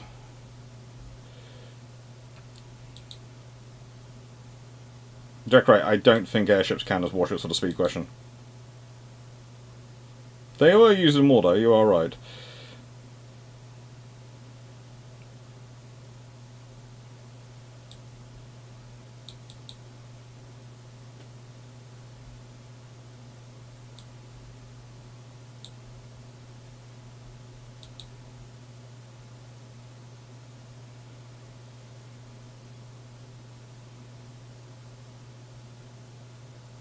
Coming up next, Holt's gas barges for your battleship.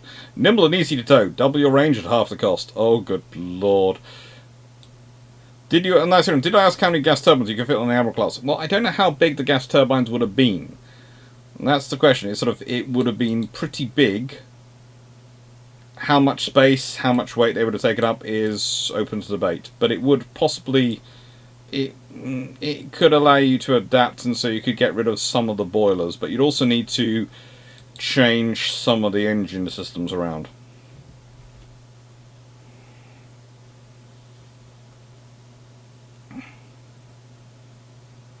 Check out. Sure, I use SQLite for a quick search database. Can always import spreadsheets. I'm starting to get it. There's a friend of mine who has a book registry app which can work with Excel, and you basically take a photo of the book and it automatically imports details into an Excel spreadsheet. So I am waiting for that to come through now.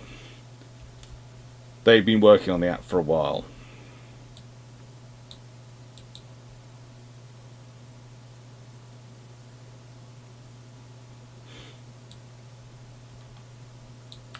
And look, how does the plan? How close is the plan to being a true blue water navy? They've got all the components, but it's having enough of the components and building up the experience, and those are things they're getting.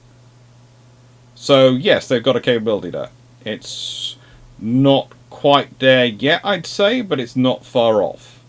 It's building a blue water navy is not just ticking a box and going, you have this capability. It's having the quantities of capability and the experience in using them, and they are getting very, very close.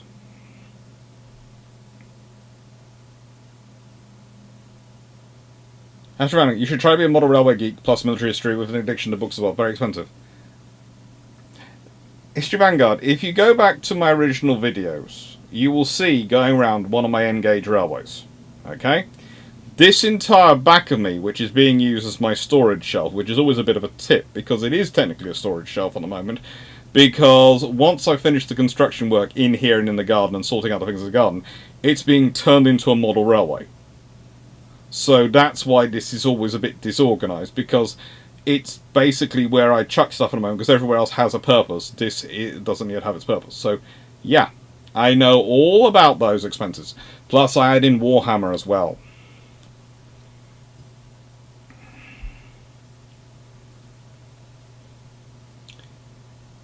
Can you recommend anything late 19th century pre-World War I Italian Navy? I've seen lots saying everyone was worried about them, but little in English concentrating on them specifically. Well, the Italians, there are some good books coming on the Italian Navy.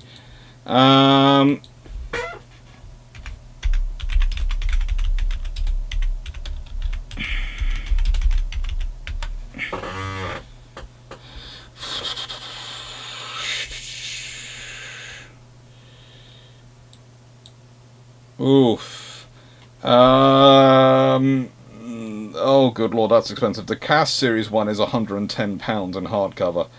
The paperback is only £36.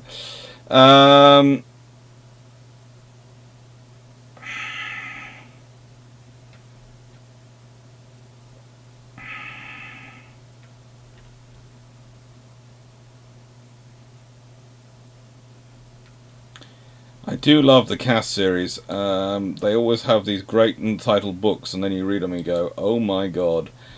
The Battle of Lissa, 1866, by Quentin Barry, is probably your best starting point on the Italian Navy, and that's got some good sources in.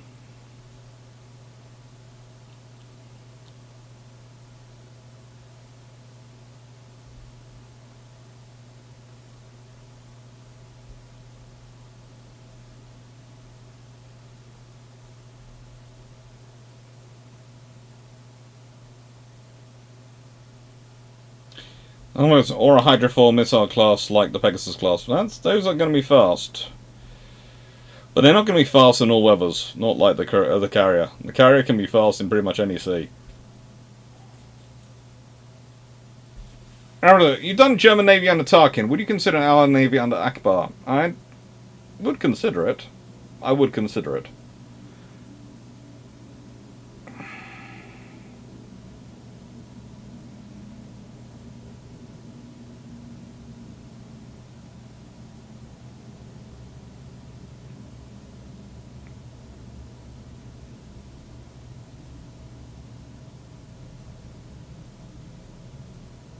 That's right, purely optional.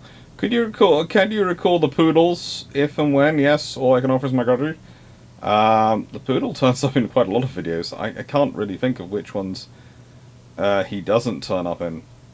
There's quite a lot of Bruships where he turns up and just gives me a hug. Because, it's going to sound strange, he's not in here this evening because he's had a bad ear infection. So I had to look after him, and also his bad ear infection has made him on a course of antibiotics, and antibiotics do not give him a good stomach. So, in nicest way, this is a confined space, and I didn't want to be trapped in that room. But, yeah, he usually is in here, which sounds rather selfish of me, but he gets very embarrassed when he farts. Sorry, YouTube.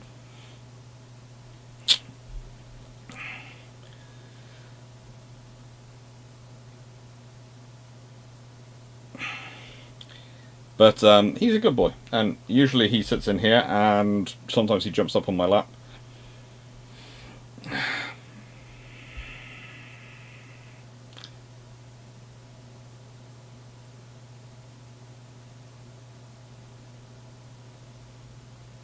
Now, Instagram, I bet the RM would love to have biofuels in World War Two. Yes, they would have loved to. As also the fact, if you go back to some of the earlier videos, the poodle was literally lying on the bed beside me because I was doing it from my room and my bedroom, and I was talking on the computer, had the computer, every camera stand set up, I had the computer to my left and was chatting away, and the poodle was literally there, going, hello, I've got my head on the pillow watching you.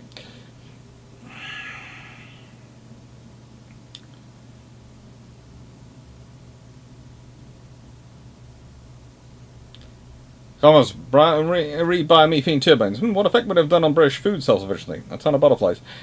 Yeah, well, if you think about it, if tankers, and if you think about how you could structure biomethane production, etc. for ships, you suddenly have to use less tankers to move stuff around, because you can have different sources around the world. It becomes interesting. I'm looking forward to your model railway, Dr. Clarke. It should be a good one. It's hopefully going to be, broadly speaking, a figure of 8. He says, broadly speaking. When I say a figure of 8, I mean it's going to be an inlaid overlapping 8. So you're going to have a circuit which will do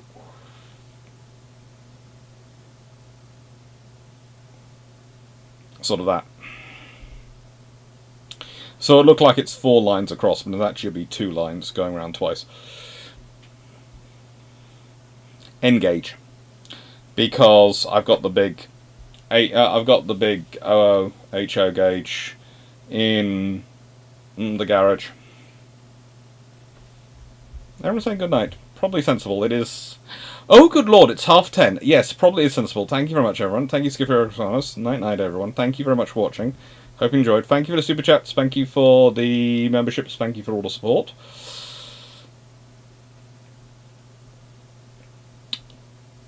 I will make sure I update this with the... Oh, good lord, no. Not doing that. And... 0304. Part 14. 0318. Part 15. And 03, let's be honest, 22, 40, 32, and so this will end in about, we'll say in a few more, in about another 10 minutes, so I can say goodbye and answer final questions. Right, Diggers, full-side French fuels are excellent watchdogs, yes, but remember they're also Austrian, and they've been around since Roman times, and were actually used by the Roman army at one point.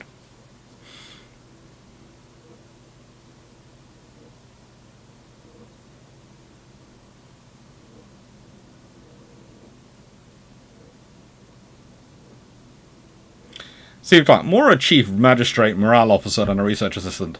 You have never seen that fluff in an archive. He is brilliant. You see, there are some research assistants who work by doing the research for you. There are other research assistants who distract all the other researchers in the archive and the staff in the archive so that you don't have to... you don't have anyone to compete with for the resources. They're all too busy playing with the research assistant. So this is what my research assistants really do focus on.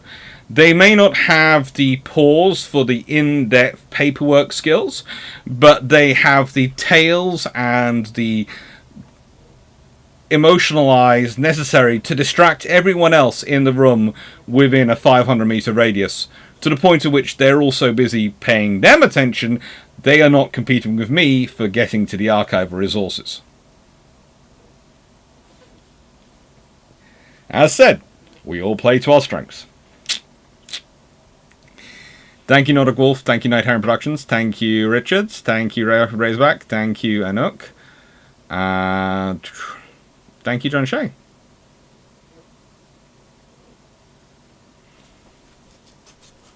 GeoGuy, was German... Hello, GeoGuy. I don't think I've seen him before today. Was synthetic fuel production mostly centered around converting coal in World War II? Yes. Take care, Just Funk. Ooh. Honestly, also, you've got to remember that the thing is, they might try and turn the gas by keeping under a level of pressure to a liquid. Which would make for a bigger bang, but also can make for a more potent fuel storage efficiency. There's all sorts of interesting things you could have got for it. And remember, these days, if you're looking at modern health and safety, you might not have got the internal combustion engine through. But in the in the 1890s, someone could well have got the idea through. Thank you, Jack Ray. Thank you, Tanner Phillips. Thank you, Jack Ray, especially for all the memberships. Thank you, Bug829. Thank you, Captain C4, and Nights to Go Front. Thank you, DG40. Thank you, Leslie Mitchell. Thank you, Ruhan. Happy Thanksgiving to my fellow Ebos. Yes, happy Thanksgiving. Last question. Did the RN ever consider a Tillman? They have HMS Incomparable. That's the British equivalent of a Tillman. Let's be honest, that's going around. It's actually a very fast conclusion today. Sometimes. Sometimes it's a fast conclusion, sometimes it isn't.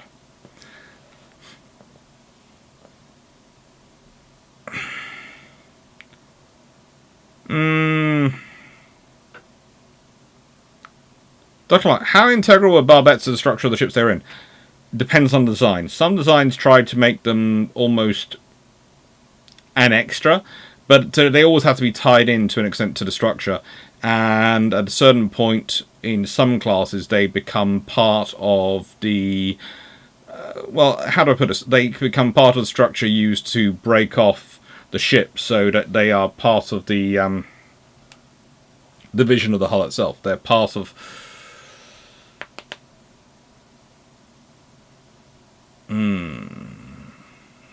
scenario? Yes, they are to an extent. Here am I overstating that? They are... well, they're not just part of the bulkheads; they're part of the armoured bulkheads, usually as a rule. So, if you're putting barbettes, you might well, especially the forward and aft ones, you might well make down your end of your citadel and you're part of your armoured bulkhead.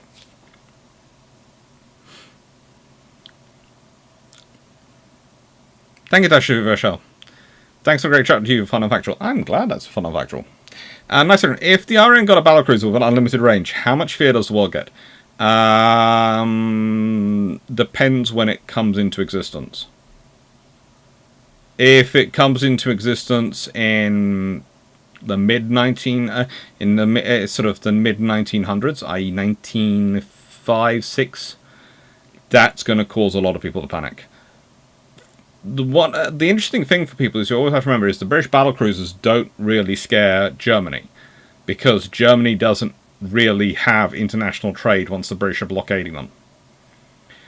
The British battlecruisers scare Germany from the perspective of being able to deal with the surface raiders.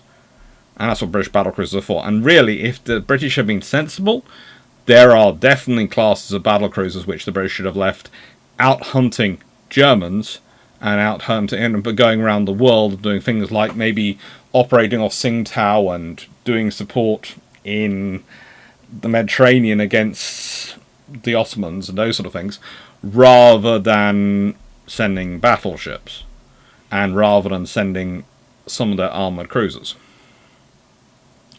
Don't worry, Paul Amos. Hope you're okay. Richard Sun Tzu would approve of this plan. Look, we play to our strengths. Fluffy research assistants. Keep the other researchers busy.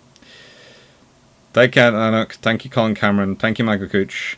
Just Funk. Small update on Lutz Al's Seagregan and some act. The fractal front is right also. I need to transcribe. Start to transcribe. Thank you, and good luck. Very rough translation. Enjoy. G. Dowman. In the days before the internet, US Federal Record Centers reserved tables for historians, driving genealogists crazy. You didn't need to bring a designated to the distractor. Yeah, those were the days. Believe it or not, there are archives where in this country where I will still cause trouble to people, because when I walk in, I will get given cake and other people won't. Because I'm just a nice guy. And I remember to bring chocolates with me, so they bring cake for me. Thank you, everyone. Take care. And, yeah. Hope you had a good time.